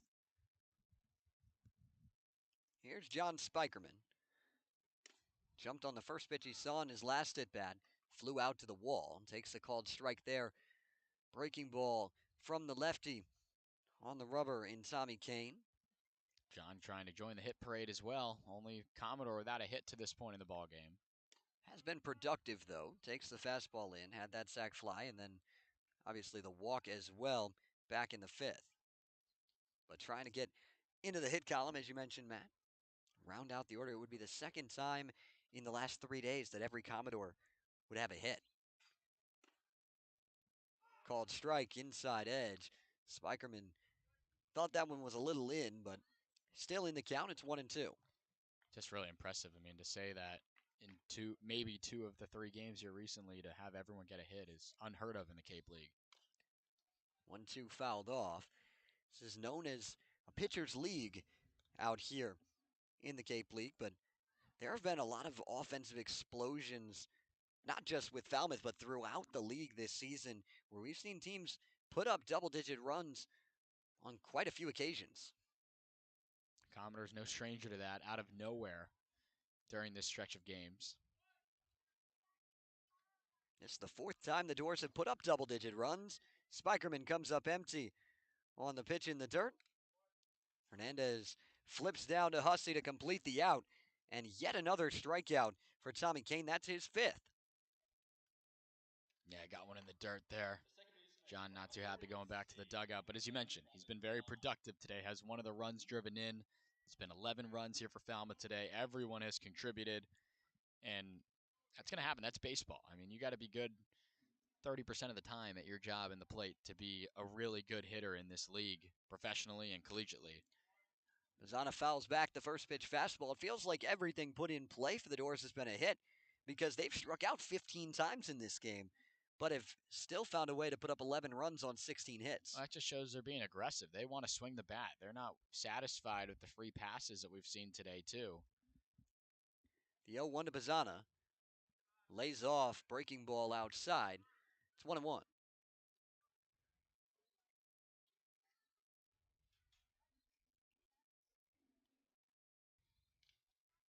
Long look in from Kane. Comes set at the chest. 1-1. Stays high to the left-handed hitter in Bazzana. Infield playing straight up against Travis Bazzana. 2-hit game for the Oregon State Beaver. Bunt single in the 4th, a 2 RBI single in the 7th. 2-1 is low, and a hitter's count now 3-1.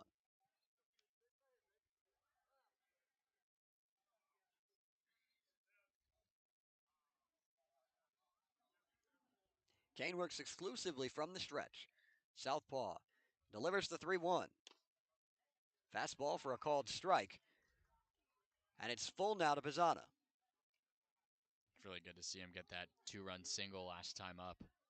One of his bigger hits and moments here so far for Falmouth. 3-2 count, 2 outs. Top of the 9th, 11-5 Doors. Payoff pitch, rocketed the other way into left field. And a 3-hit game for Travis Bazzana. Well, that'll do. Fighting there in the full count. You're ahead of the count early. Fight off a foul ball, and then you put one the other way. It's really good to see Bazzana swinging like that. He could really be the best hitter in this lineup, given the numbers that he had at Oregon State. And he's starting to come along here relatively nicely at a great time because everyone else is doing the exact same thing. And if this finishes at 11 runs, it'll be 3 games into this season series with Falmouth averaging 11 runs a game against Wareham. First pitch misses to Kyle DeBarge, gets away from Hernandez, and moves up Bazzana to second. Much different double-digit effort compared to the last time Falmouth put up double digits against Wareham. There were 11 walks by the Gatemen tonight, only 3. Falmouth not nearly as many hits, nor runners in scoring position stranded. Tonight, the Doors have stranded 9 despite their 11 runs. Chopper to the left side, Murillo charging. Soft flip in time to get DeBarge. The Doors strand another, but Still a 6-run lead, headed to the bottom of the ninth, trying to close off win number 4 in a row on the Commodores Radio Network.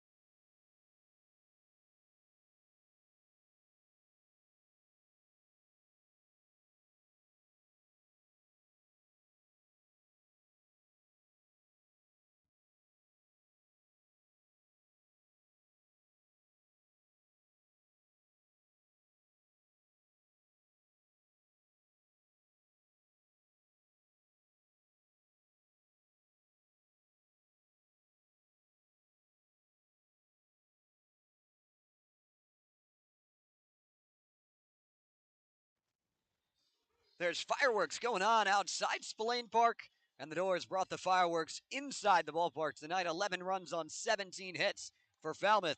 Heading into the bottom of the ninth as Joey Ryan enters from the bullpen to try and shut things down on a 4th straight win for Falmouth. Certainly no save situation given the large lead for the Doors, but Joey Ryan could slot in to be the new Casey Hunt, who's now getting ready for the MLB draft. Won't be with us anymore throughout the rest of the season, but Joey Ryan, 3rd appearance now. 2 strikeouts in the 4 innings that he's worked. He's walked 2 batters, though, in the very limited amount of time he's seen, and 3 hits given up as well. First pitch from the Boston College Eagle is a called strike to Nick McLean, the switch hitter back to the left side. Now against the righty on the mound in Ryan. Swings at one in the dirt. Came up empty, fishing on that changeup, and it's quickly 0-2. Ryan works fast on the rubber. First base side from the windup. High leg kick in the 0-2. Went back to that same spot. McLean gets a piece of it this time and sends it back to the screen. Infield deep across the diamond. Bazzana playing in shallow right field on the edge of that grass. As Ryan goes into the windup, the 0-2. Fastball high and outside. Got good stuff. The Cape League All-Star in 2022. 13 appearances for the Doors, a 1.69 ERA. Now he's back out trying to keep his ERA at 0 so far this summer. 1-2 swinging. Nick McLean skies one out to deep right. Humphreys back on it for out number 1. Well, that's why your first step is back, because that one off the bat was popped a mile into the air, but the wind still gusting a little bit out there to right center like it has been all night. By the time Humphreys settled under that, he initially went back a good amount and then ended up coming in about, I'd say, 10, 15 steps to make that play when it finally came down for the first out. Here's Landon Wallace. First pitch swinging, chops it foul. It's 0-1. That was another one of those double doinks right there, the double foul ball. It's the second one we've seen today. That one a little different. It bounced off of the plate, bounced right back up, and hit the bat again. Ryan with a couple of shakes before delivering the 0-1. Called strike. And he's ahead 0-2 to Wallace, who steps out and takes a deep breath. The West Virginia Mountaineer working on an 0-for-4 day. Did reach on an error in the first and come around to score what at the time was the tying run for Wareham. Sends one out to left. Back on it is Redfield, and he'll make the play. Yet another line out late in this game for the Gatemen. I mean, look, they've had a good offensive game, too. It's unfortunate, for them that, having not one of the better pitching staffs at this point here in the Cape season, the Commodores have been all over them tonight. But 5-run effort, a lot of hits from this group tonight as well. But things are just going the way of the Commodores. A lot of these line drives have been right at some of the doors, but a 5-run effort on 7 hits and only 1 mistake in the field. Typically, you'd like your odds, but trailing by an ugly number here are the Gatemen down to their final out. Grant Hussey steps in and takes the first pitch changeup outside to start his at bat. It's 1-0. Big first baseman out of West Virginia, 1 for 4, had the RBI single back in the 4th. That made it 6-5. It's now 11-5. Big swing and a fastball, but comes up empty.